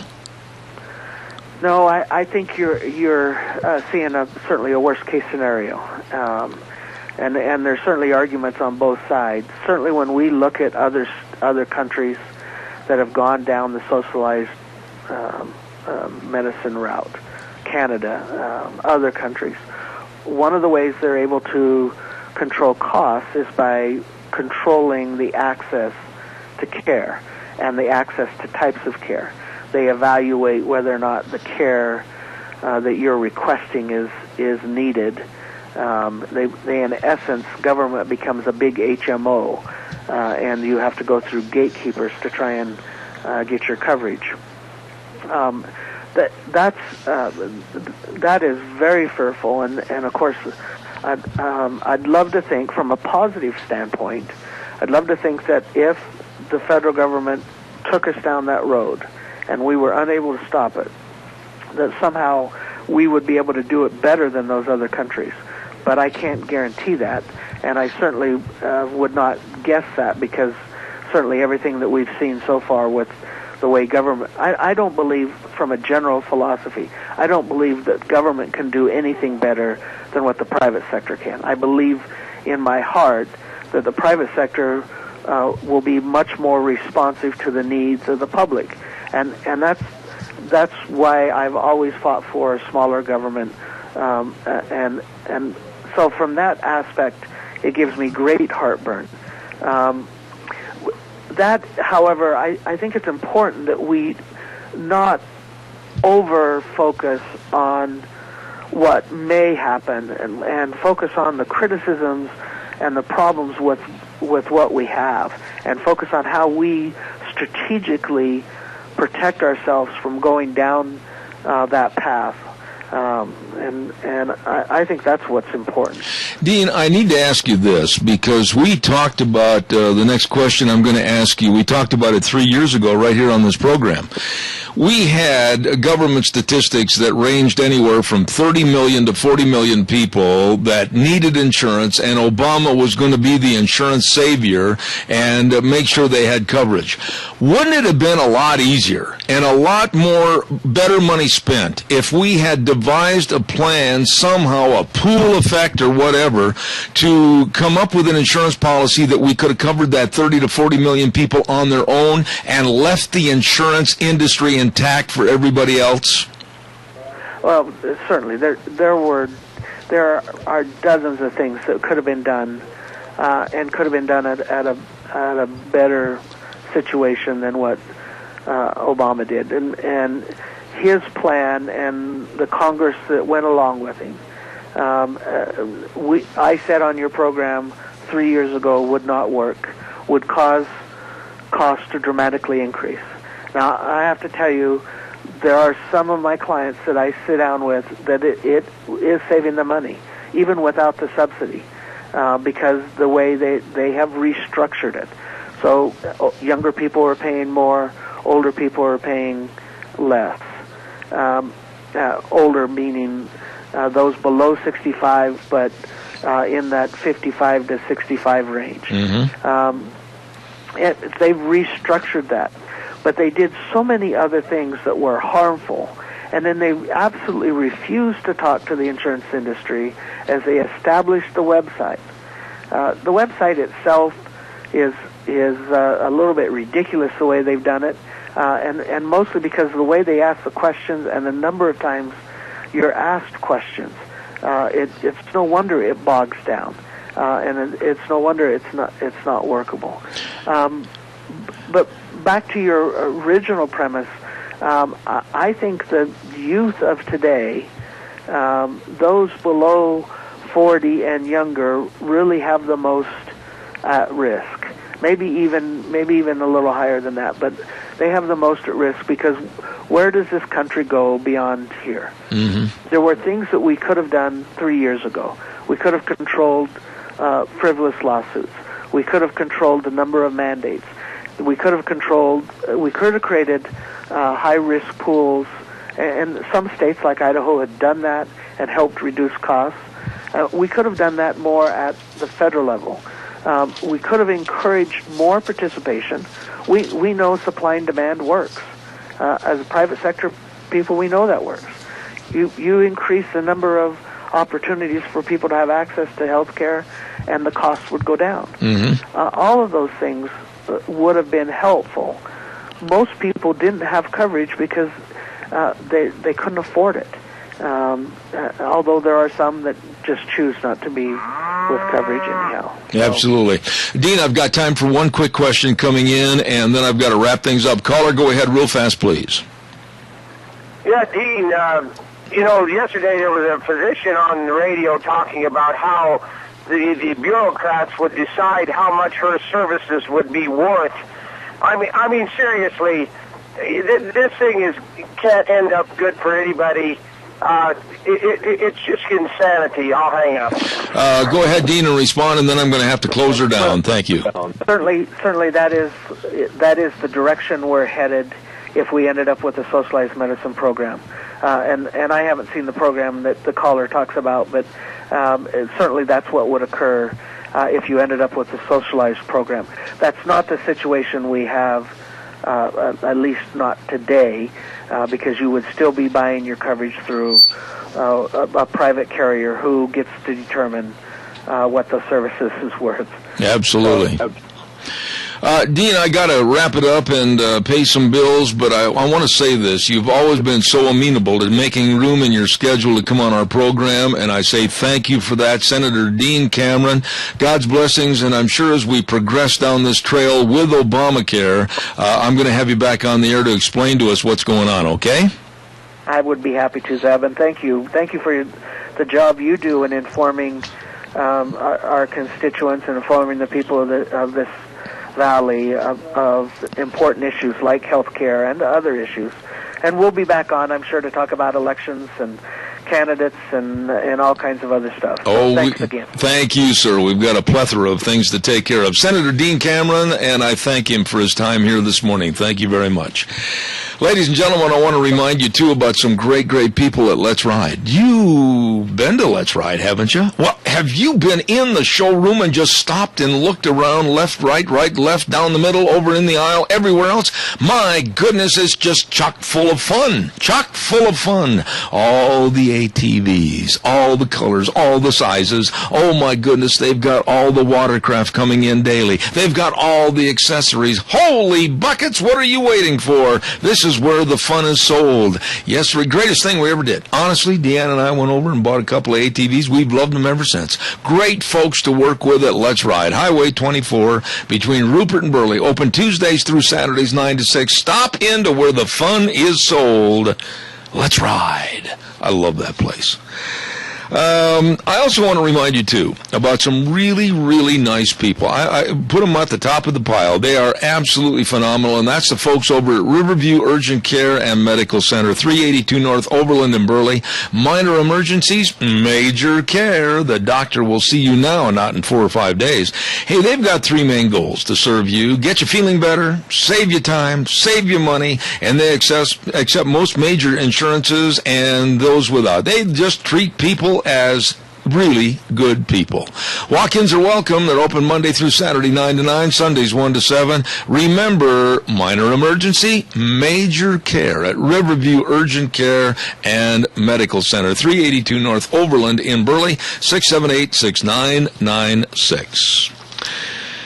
Well, we haven't had a chance to say hello to her for a long time. Good morning, Gina. Last moment before we go to the news. Well, hello. Wonderful interview, of course, with Dean Cameron, and he has been so nice, and he was actually the one that helped me get all signed up with the Affordable Health Care Act, and boy, howdy, they just make you jump through a whole bunch of hoops. You know, I'm saying this, and he's not paying me to say this. I'm just going to be very open and honest. Dean has been extremely helpful to this program and also to my wife and myself. And I hear the same remark about he and Todd many times during the course of the month. You're another person included on that list. And it just proves to me that we have some of the best, most serving people right here in this area. I completely agree, and I was, before he got on the air with you, I asked him, I'm like, so how was it going? And he apparently he stayed up late last night. I asked him if his fingers were blistered, and he had a cauliflower ear, and he's like, no, not quite, but he's still trying to help people out. Amen. He's still working on this. Amen. So. Well, we're going to take a little break right now, Gina, and we're going to listen to the big boys at ABC mess up everything that we've done. And coming up next hour, I am really looking forward to this gentleman with the Idaho Department of Transportation, and his name is Nathan, is it Jerky, is that right? Nathan Jerky. Okay, he's going to be on our program, should be pulling into my yard as we speak, so we'll be back in about 6. And they help them go through the muddy waters of the federal application process and building and constructing the roadway at the federal standards, meeting those federal standards. How, and this is a real naive question, because you're going to have to pardon me, I really don't understand the process.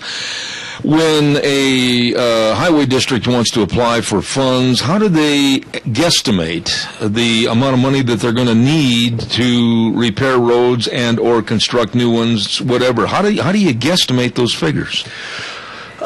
Generally goes in. You have to have an engineering firm on hand. Generally, that will do some.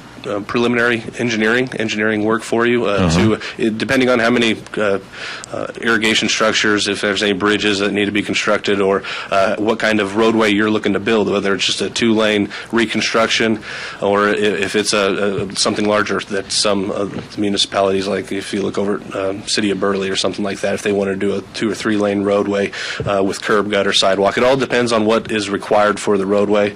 So there's no real firm number. A lot of times and depends on what kind of, you throw in money for utility relocations or right-of-way purchases, things like that. It's a lot of intensive work, and that's why the LTAC is in existence, to help the small jurisdictions that don't have the internal expertise to administer contracts with engineering firms. That's why that office is in existence. Do the cost factors, and I'm already sure I know the answer to this, but do the cost factors of the materials needed and the equipment needed to make road reparations, it's going sky high, isn't it? Yeah. Well, oil, as we know, is always an up and down thing. It's tough to judge what our prices are going to be next week, let alone what they're going to be in 3 and 4 or 5 years. How far out that we're required to plan for projects is 5 years. It takes that long to develop and design and prepare for a roadway construction. It's a 4 or 5 year process generally. Really?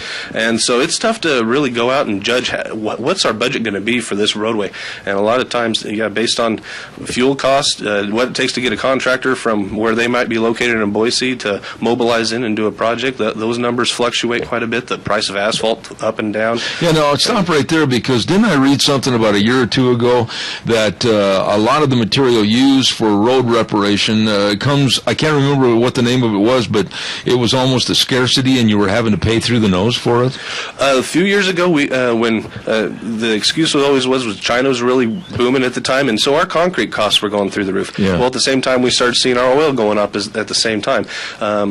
And so we were seeing some major increases in the inflation of our construction process, just because of global impacts, not United States impacts, but global impacts. Well, which leads me to this question, I would imagine, and I know you probably have to watch what you say politically speaking, but I'm very blunt. I would imagine that the departure away from this stupidity, which I call green energy, the windmills and the solar, that's not going to replace and help you at all. I mean, you need something more like the Dakotas and eastern Montana, with more oil production, more things being produced right here in the United States to basically keep your costs down. There's no alternative at this point that has been created yet for asphalt asphalt roadways, which is oil, and still shipping things here until there's a viable candidate to move materials, to blast rock and crush rock and everything like that. That all takes oil. So, does the general public, in your opinion, really understand how much of an oil-based economy we really have? I mean, they only look at it, I think, is when they stop at a gas station and put the hand pump in the tank. I think that's where the knowledge ends. But look at you. Without oil, there isn't going to be any roads. Yeah, the technology doesn't currently exist to do anything other than oil roadways for the most part. We have concrete roadways, but it takes oil to get them there at this point because we don't have trucks that run on anything else. I guess we have propane and natural gas trucks, but we don't have the facilities constructed nationwide to maintain those. Nathan, when some project is up for bid, i.e. like this bridge just up the road here on Highway 30, what was it, 3 years ago? Yes. How do you, as an IDOT, Idaho Department of Transportation, how are the bids selected and how are the work crews selected so that the job gets done efficiently and as fast as possible? Basically, if the contractor is licensed in the state of Idaho and insured, they are able to bid on any project that we do. If they have to, it's assumed that they have the capability of doing the work. That if they're applying for it, they submit their bids, and ITD goes through and looks at it, make sure there's no major irregularities or anything that is a red flag. And if there isn't, if they're the low bidder, they get the project. Now, do they have to furnish a time frame, or is that established by IDOT? The contract does establish a certain number of working days. So, say for just a paving job, let's say it might get 60 working days.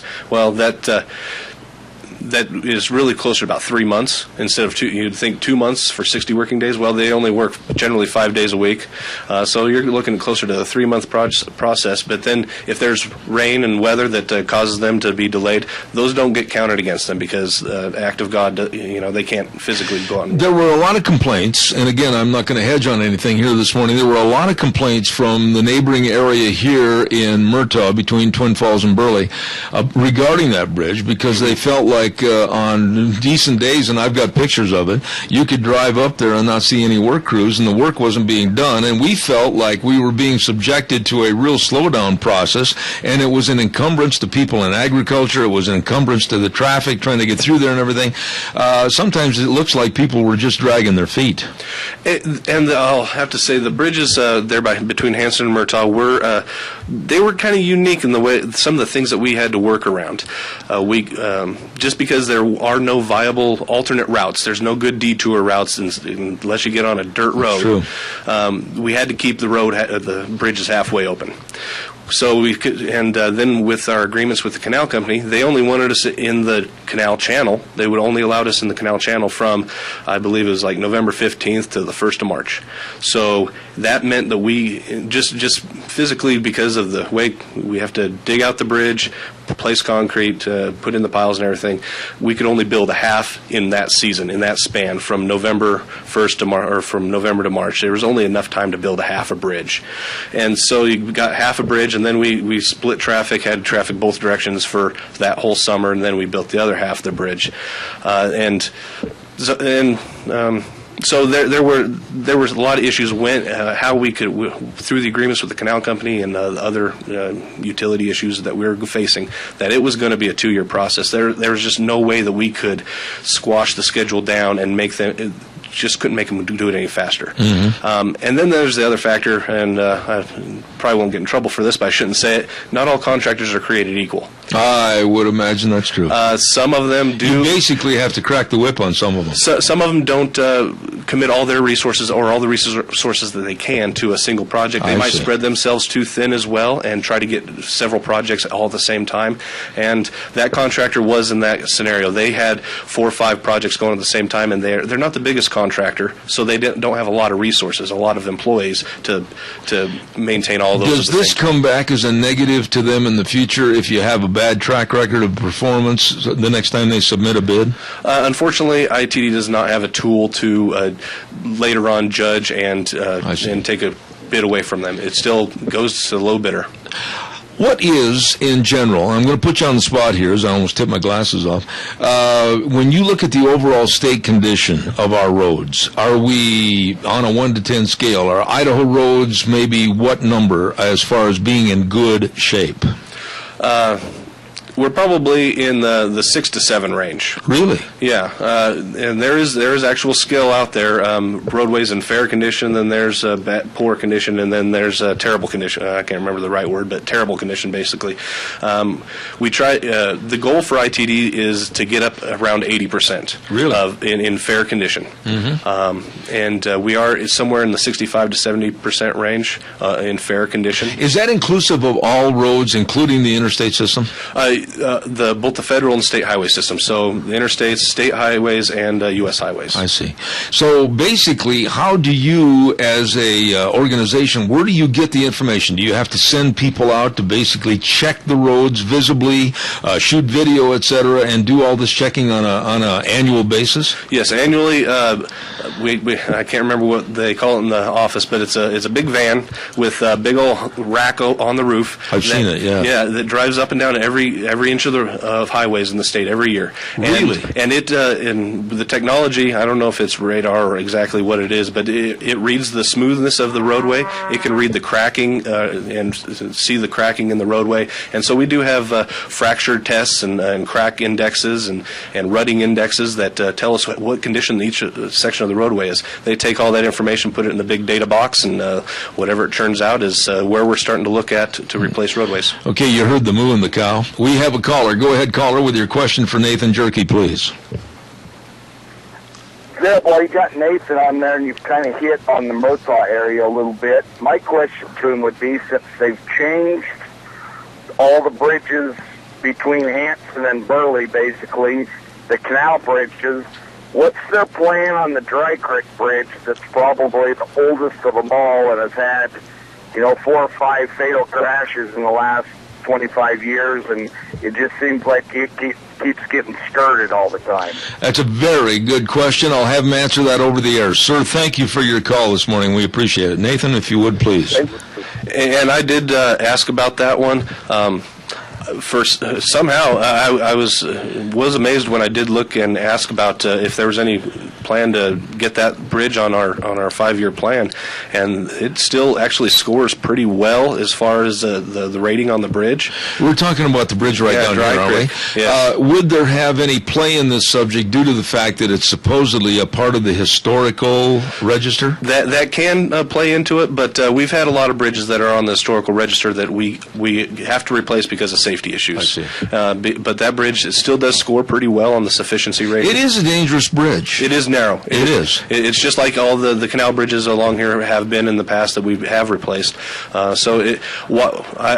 didn't dig into it so deep that I know the exact numbers and how it's what all the ratings are for it. But it is narrow, and it is and it doesn't really fit the grand scheme for the highway, for Highway 30, for width issues that we have for a lot of our over-legal loads that come through here and all that as well.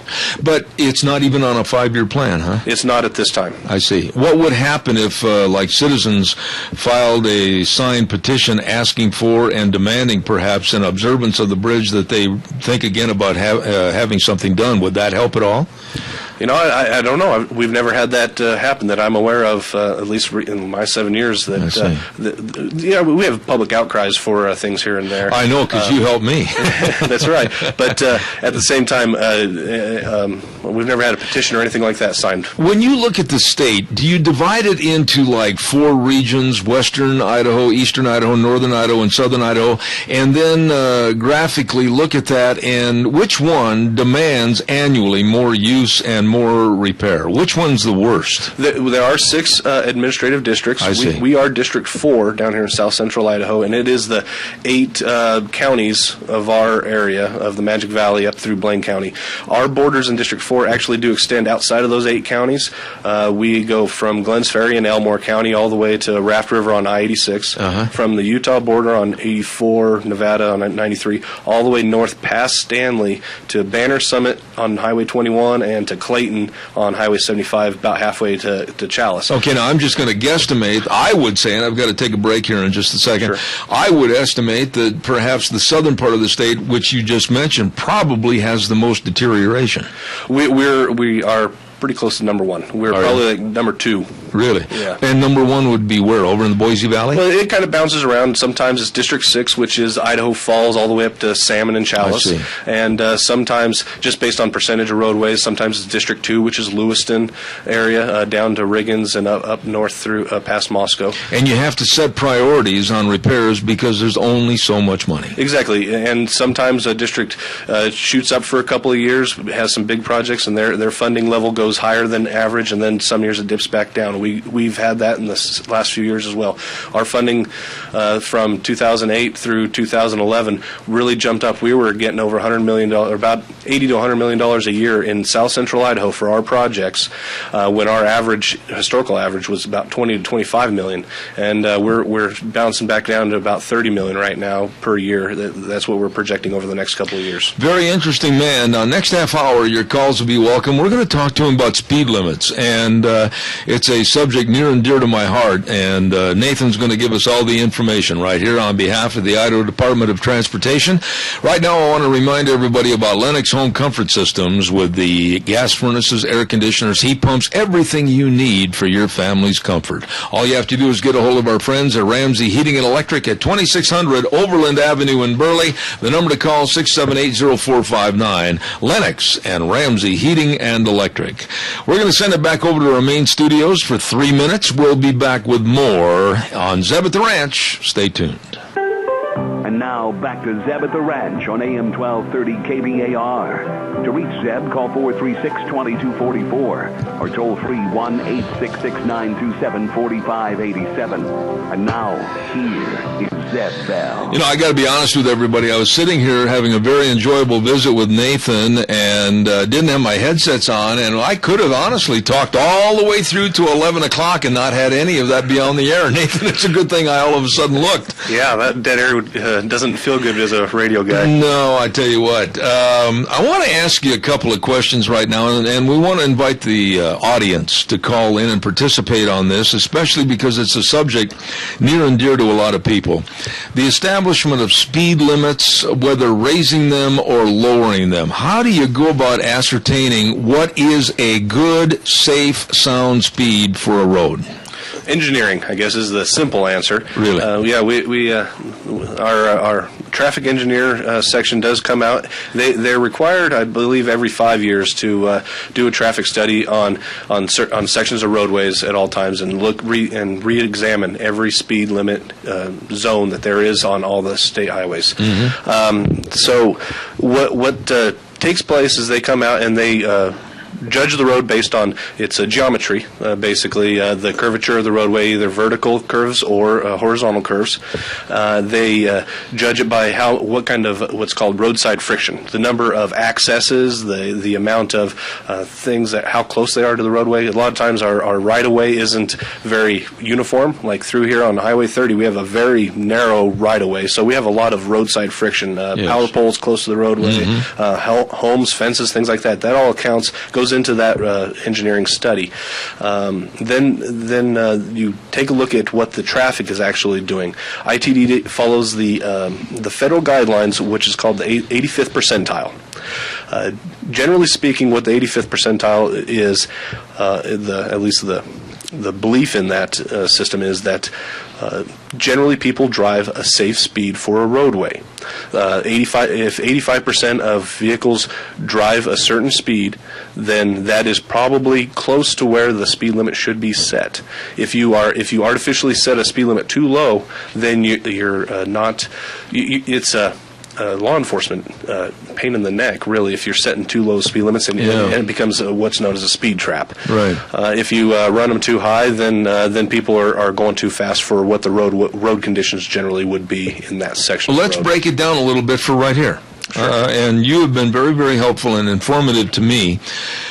We had a circumstance here right in front of my place where it was not unusual to sit outside, and I think you'll agree with me, somebody that's been around traffic and have been around automobiles and trucks, you can sit and gauge really how fast people are going without having special technology. I mean, if you see a guy going 70, 75, you're going to be pretty close when you see that person drive by. Yes. We had a case here to where not only is it a double yellow line, no passing zone, but to the east of me, less than a quarter of a mile, we have a severe dip in the road to where you cannot see, if you're looking to the east, any traffic, whether it's a semi or a Volkswagen, down in that dip. Sure. And we had truck traffic sailing by here, going past the LDS church up here to my west, and also past that little store at 70, 75 miles an hour, and with the turning out traffic, like you call it, a friction zone or whatever, it's surprising. We had accidents, but it's surprising we didn't have anybody killed. And that's why I called IDOT, and you got involved in everything, and we, along with all my neighbors, said we've got to have this speed lowered here because they're not, number one, paying attention to the no passing zones, but they're sailing by and somebody's going to get hurt, killed, pulling out of their driveway, pulling out of the church, whatever. And take it from there. Tell me what kind of studies had to be made. Well, like I said, the traffic engineer came out and looked at the conditions of the roadway. If I recall from the traffic study that came out, the 85th percentile speed was below the posted speed limit. The posted speed limit was 60 miles an hour, or no, 55 miles an hour, and the 85th percentile was around 50. So there were people that were traveling slower through here, like you, just because they know it's a dangerous zone. The roadside friction really did cause a big reason for the speed limit reduction. Like you said, the church, the store, the number of homes that line this about mile and a half stretch in here where the speed limit was reduced. That played the biggest part in actually reducing the speed limit. Now, when you reduce the speed limit or raise the speed limit, you look at all these factors and everything, but my contention is, what about the raising of speed limits, like Highway 30, when you get past the 45 to 55 and then now a 65-mile zone? We're talking about a rural area, especially in harvest in the fall with all the trucks and all the, quite frankly, non-skilled drivers. Isn't that a little too fast for a state highway? Well, the conditions that they do the studies under is free-flowing traffic.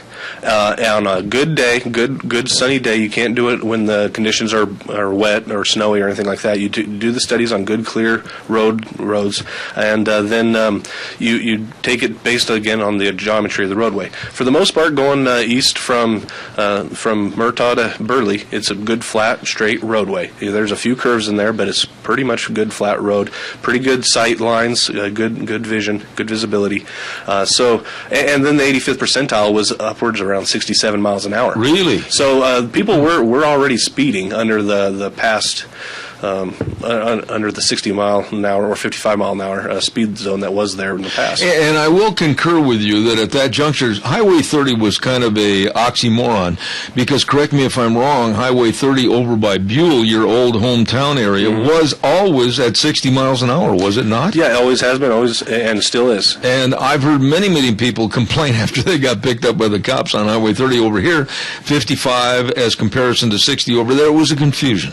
Yeah, and that's one of the things that ITD tries to strive for is consistency in road types and the speed limits on those road types. And US 30 by Buell is much like over here. It's a pretty narrow right-of-way. A lot of things go right up on the roadway. So 60 mile an hour is a pretty consistent.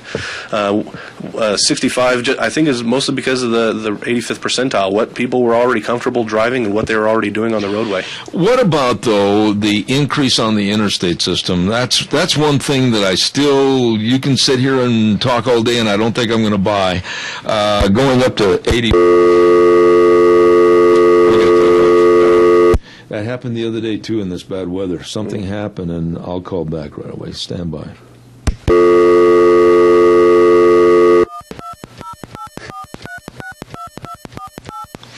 I don't know why that's happening. It happened exactly at the same time the other day. Exactly. The phone man doesn't like it. All right, are we back, Gina? Isn't it interesting that at exactly the same time the other day, wasn't it? I do believe so. Okay, well, I tell you what, thank you for your diligence over there. We're back on the air with Idaho State Department of Transportation, Nathan Jerke. Nathan, I was just going to get into the increase on the interstate. Wow, 80 miles an hour? Sounds like we're at Le Mans racetrack or something. Well, the speed limit increase, or the law change that the legislature passed this year, isn't mandated that we go up to 80 miles an hour. All they did was allow the speed limit to be moved up to 80 miles an hour if conditions or if ITD engineering studies say that it's a safe speed. Okay. So it doesn't mandate increased speed limits. Also, I guess worth noting is that the speed limit change was not carried to the legislature by ITD. This was a legislative action made and followed through by legislators. Okay. What happened to the no speed limit basically in Montana? What's been the cause and effect of that, or what's happened up there? Yeah, the safe and prudent speed was, I think, was the moniker that they used. If you're used. not a NASCAR driver. Yeah, and I drove up through there a couple times when it was no speed limit, but safe and prudent. And boy, there were some fast drivers, but there's some big open spaces out there too. Here in Idaho, we have a lot fewer big open spaces like up in Montana. Right. There are a few locations that could be considered, especially over in eastern Cassia County on I-84 going south towards Utah, I-15 north of Idaho Falls. You might even get some people saying from Glens Ferry through Mountain Home over to Boise until you get into the urban areas, or I-86 in Cassia and Power counties. Let me ask you this: with the increased speed limits and then these trucks, big, heavy trucks on the interstate, aren't we just looking for a disaster? Well, that's going to all go into the engineering studies and looking at what the speed differentials and what truckers are already doing or what they'll continue doing. We do know that a lot of truck companies have their trucks governed at 65. The law does say that the truck speed limits will stay within 10 miles an hour of the posted speed limit. So if for vehicles it goes up to 80, for truck speed limits in those areas it'll go up to 70. So that keeping that 10-mile differential only instead of raising it to a 15-mile differential between truck and vehicle traffic. A lot of truckers are already hitting that 70 miles an hour going down the roadway anyway. But a lot of that will go into the studies and look at how we're what we're doing out on roadways and allowing all the vehicles to do. What about the weights? You and I have discussed on the phone, I think, in the past, the weights of these trucks. Basically, the way I look at it with these big weights, aren't they just basically the number one deterioration factor of our highways? In theory, the additional weight does do more damage if it's put on the same number of axles. So if you have a 10-wheeler that if it's hauling its legal load, then it is not doing a whole lot of damage. But if they start overloading that 10-wheeler, it's going to do a whole lot of damage because you're putting way more weight per square inch, basically, on those tires and down on the roadway in the same footprint. We did see also the raise on many roadways to 129,000-pound loads on many of our state highways over the last, we did a 10-year study on it, and now it's legal on all the roadways for that increased load. On those, they also have to have the increased number of axles on those trucks, so we are spreading out the weight more efficiently across those bigger trucks and those trailers. So. Okay. We have a caller with a question. Go ahead, caller, please.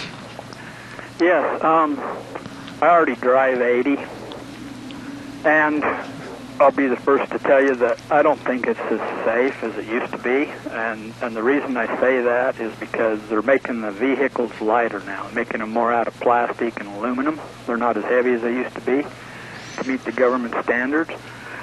And so whenever you have much of a windstorm or anything, you can really feel it and almost get blown off the road. I appreciate... Go ahead.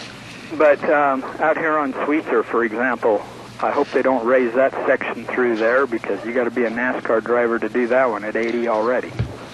We will go ahead with your question quickly, please.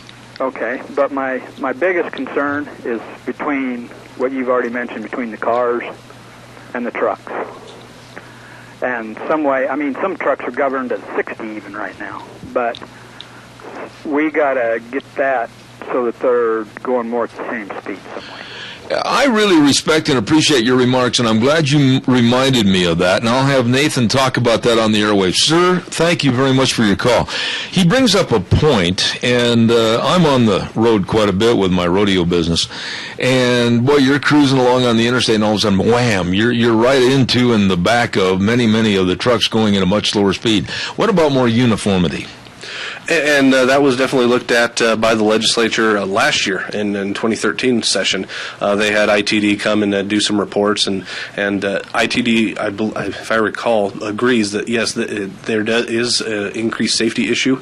It's maybe not as there hasn't been the wrecks. There might be a lot of close calls out there, but there hasn't been the wrecks to drive the data to completely warrant that.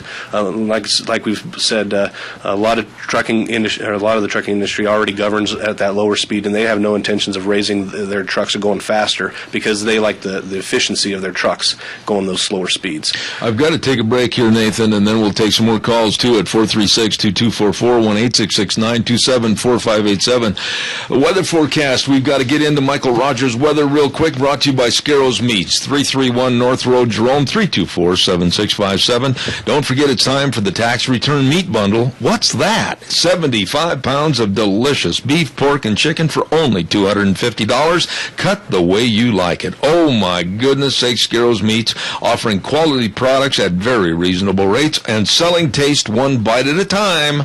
Let's hear now Michael Rogers' weather. Hey, Michael Rogers, MichaelRogersWeather.com. Cloudy showers, rain, possibly snow, and then it will change all over to rain for today. Temperatures just like they were yesterday. Look for daytime high 48.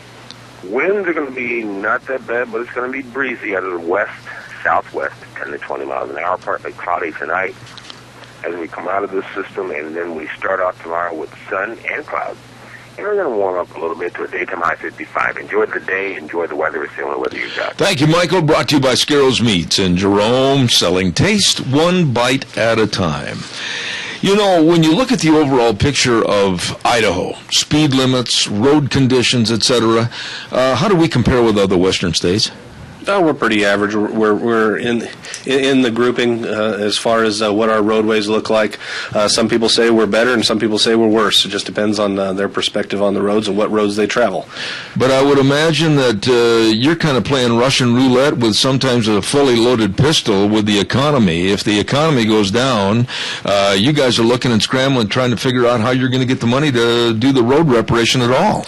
Yeah, we do see increases and decreases as people drive them down the roadways. As people limit their travel or buy more fuel-efficient vehicles, our receipts do go down. Our revenue, as the wording I guess goes, does go down, and it does impact what kind of road construction we can do year to year. We've tried to cover as much as we could about your job and about IDOT and everything, but what's the number one gripe, if you will, that people call your office and they want changed? Is it speed limits? Is it road reparation? What is it?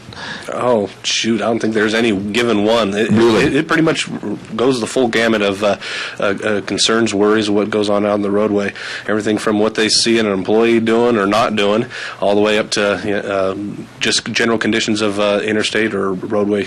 What about signage? I wanted to ask you about signage on the roads. Do you think that there is enough adequate and the right kind of signage to warn drivers as to what is coming up ahead of them? Sometimes yes, sometimes no. It depends on the location, and sometimes we see it where we oversaturate with signage, and it becomes just noise to people's eyeballs. They especially if they drive the roadway often, and they don't pay attention. They forget about certain conditions or should be cautious around a curve or something like that, and that's when the crashes generally occurs if they become lackadaisical in their driving. You know, as part of an information and public information specialist, I would imagine your office probably takes most all the heat that comes into the office, right? I do get an awful lot of the complaint calls, but our ladies up at the front desk do a really good job of scattering them around, trying to get the people who know the information the best around to those to get the calls to the right people. We have a caller calling in right now. Good morning, you're on the air. Thank you for your call. Yeah, I was wondering if Nathan was aware of the signage on the 211 exit. That's westbound, Burley Rupert interchange. The signage has been bad for almost 2 weeks. Go ahead, caller. Go ahead. Yeah, the signage has been bad for a couple of weeks, and if you go over there, there's car after car after car getting turned around there, taking the exits, and it's terrible how it's signed. I've been trying to get something done, but I can't get anything done about it. But all right, well, I'll have him I'll have him talk about that on the air right now. And caller number 2, stay by. We'll be right with you. Don't go away, caller. What about the signage on exit 211? Right now at 211, we do have a project to do some bridge rehab on the Hayburn interchange, and so it's under construction zone, and we have traffic crossing over, and all traffic crossing on one bridge while they're working on the other bridge. And in a couple weeks, or maybe 3 or 4 weeks, we'll have that traffic flip-flop back over to the other bridge. So it'll change.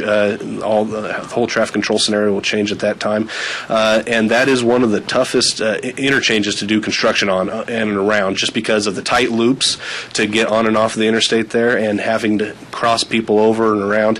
It is a very hard location to do traffic control and plan for, just because, and we want to maintain free flow traffic through there as well as we can. That'd be tough. And so we've also had some truckers call in about that on the crossovers.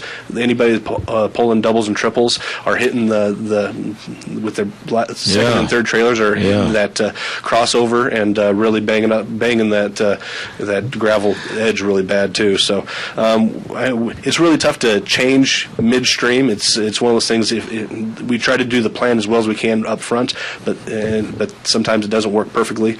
We try and get with our contractors, try to get improvements made as we see the troubles taking place, but sometimes have to kind of bear it. Yeah, absolutely. Okay, we got another caller, and then I've got another last question. Caller, thank you for your call. Go ahead, please.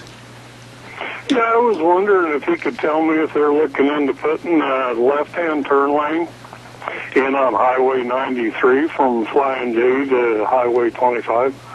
And I'll listen to you on there. Okay, sir. Thank you for your call. I appreciate it. What about that situation? For southbound traffic on US 93 going on to, say, Highway 25, eastbound 25, there is a turn lane there. For Highway 25 traffic there, for westbound 25 traffic, there is no turn lane. So I'm not sure entirely what which one you're trying to specify, but there are turn lanes in 3 of the 4 directions at that location. I have a question that doesn't necessarily pertain to you, your jurisdiction, or anything that you do through IDOT, but why do cities like Twin Falls and other cities put the cement curbing in the intersections? When you're pulling a trailer, you're going to run right over them? Why? I mean, is it that necessary that they clog it up with cement and damage our tires and everything? The reason it's done is for safety, to try to keep people from turning. Once you enter a turn bay, you're actually supposed to maintain straight through the turn bay and turn left at the intersection, not turn at other locations. If there's other business entrances further back in that same area, you're not supposed to turn across and go into those entrances. Yeah, but you will agree with me that when you're pulling a trailer, there's no way in the world you can do that and still maintain the turn lane. You're going to have your trailer go up over the curbing, etc. I agree. It does happen. I've done it myself, pulling trailers, but it's to mitigate for the other crashes that have taken place in the past. We do know that the center lane medians do help mitigate the number of crashes, because they do keep people from making bad decisions and turning in bad locations where they're going to get rear-ended or they're going to turn into traffic where it's 2 and 3, 4 lanes wide. All right, well, I'll damage my tires, and then I can stop over to the Big Spring Tire Sale at your Magic Valley Les Schwab Tire Centers. Everybody comes out a winner. Absolutely, all the big tires and the best of tread designs are on sale right now, like the Ultra Z900, their best all-season touring tire, on sale with over 20% more tread life, outstanding wet and dry traction, and it's on sale all the tires like the Eclipse tire, 70,000-mile warranty, long-lasting tread on sale. The tires, along with the best in brake service, and of course shocks and struts, front-end alignments, batteries, all of this and more, but especially the best in service. To you from all 7 locations of your Magic Valley Les Schwab Tire Centers, with Lane and Rupert, Dave on Blue Lakes and Twin, Mike and Buell, Mike and Jerome, the Twist family and Paul, John on Pole Line in Twin Falls, and Randy, my old buddy, on Overland and Burley. The best. Your Magic Valley Les Schwab Tire Centers. You stop in and see them today. Nathan, I got to wrap it up, but I got to tell you, of all the guests I have here in my studio, you've been very, very, very articulate about the subject with the Idaho Department of Transportation. Any final thoughts of anything that I might have missed asking you about this morning? Sure. Probably the one thing, the last caller, I maybe want to clarify real quick on his question about 25 and 93, the intersection there. We are in some early stages of doing some planning for that interchange or that intersection, maybe potentially seeing an interchange at that location at some point in the future, but we are restricted, right, like I said, starting the planning, we're definitely restricted by funding and what we are going to see in the near future. Would you agree with me that if people have questions, comments, or quite frankly, gripes and complaints, these are our roadways, our highways, they need to call you, right? Exactly. We are always available, well, at least from 8 to 5 in our Shoshone office 5 days a week. Our phone number there is 886-7800. Okay, and I really appreciate you coming on the program this morning. Come back again. Will do. Did a good job. Nathan Jerky with the Idaho Department of Transportation Public Information Specialist. Want to remind everybody, tomorrow on the program is Thursday, and boy, we have got a whole bunch of things to take care of, all the way from the open forum in the first hour. Of course, we are going to have the Chamber Report tomorrow. Rita Ramsey's going to be on the air. Cassia County School Days. And then also, remember a couple of weeks ago we had a lady on representing the Jonas family back in Indiana that are raising their kids, self-teaching their kids and everything, and they raise goats, make soap. It's quite a business worldwide right now. We're going to have the dad on here tomorrow from Indiana. Jim Jonas is going to be on the program. So we say be careful out there. A little bit of snow, a little bit of rain, cloudy conditions. Drive carefully. We'll be back here at 8:06 tomorrow morning, Zeb at the Ranch. And, of course, we're on KBAR, 12:30 a.m. and streaming live all over the world on ZebBell.com. Thanks, Gina. Thanks, Deanne. Thanks, everybody. We'll see you tomorrow at 8:06. The way things were are the way things ought to be.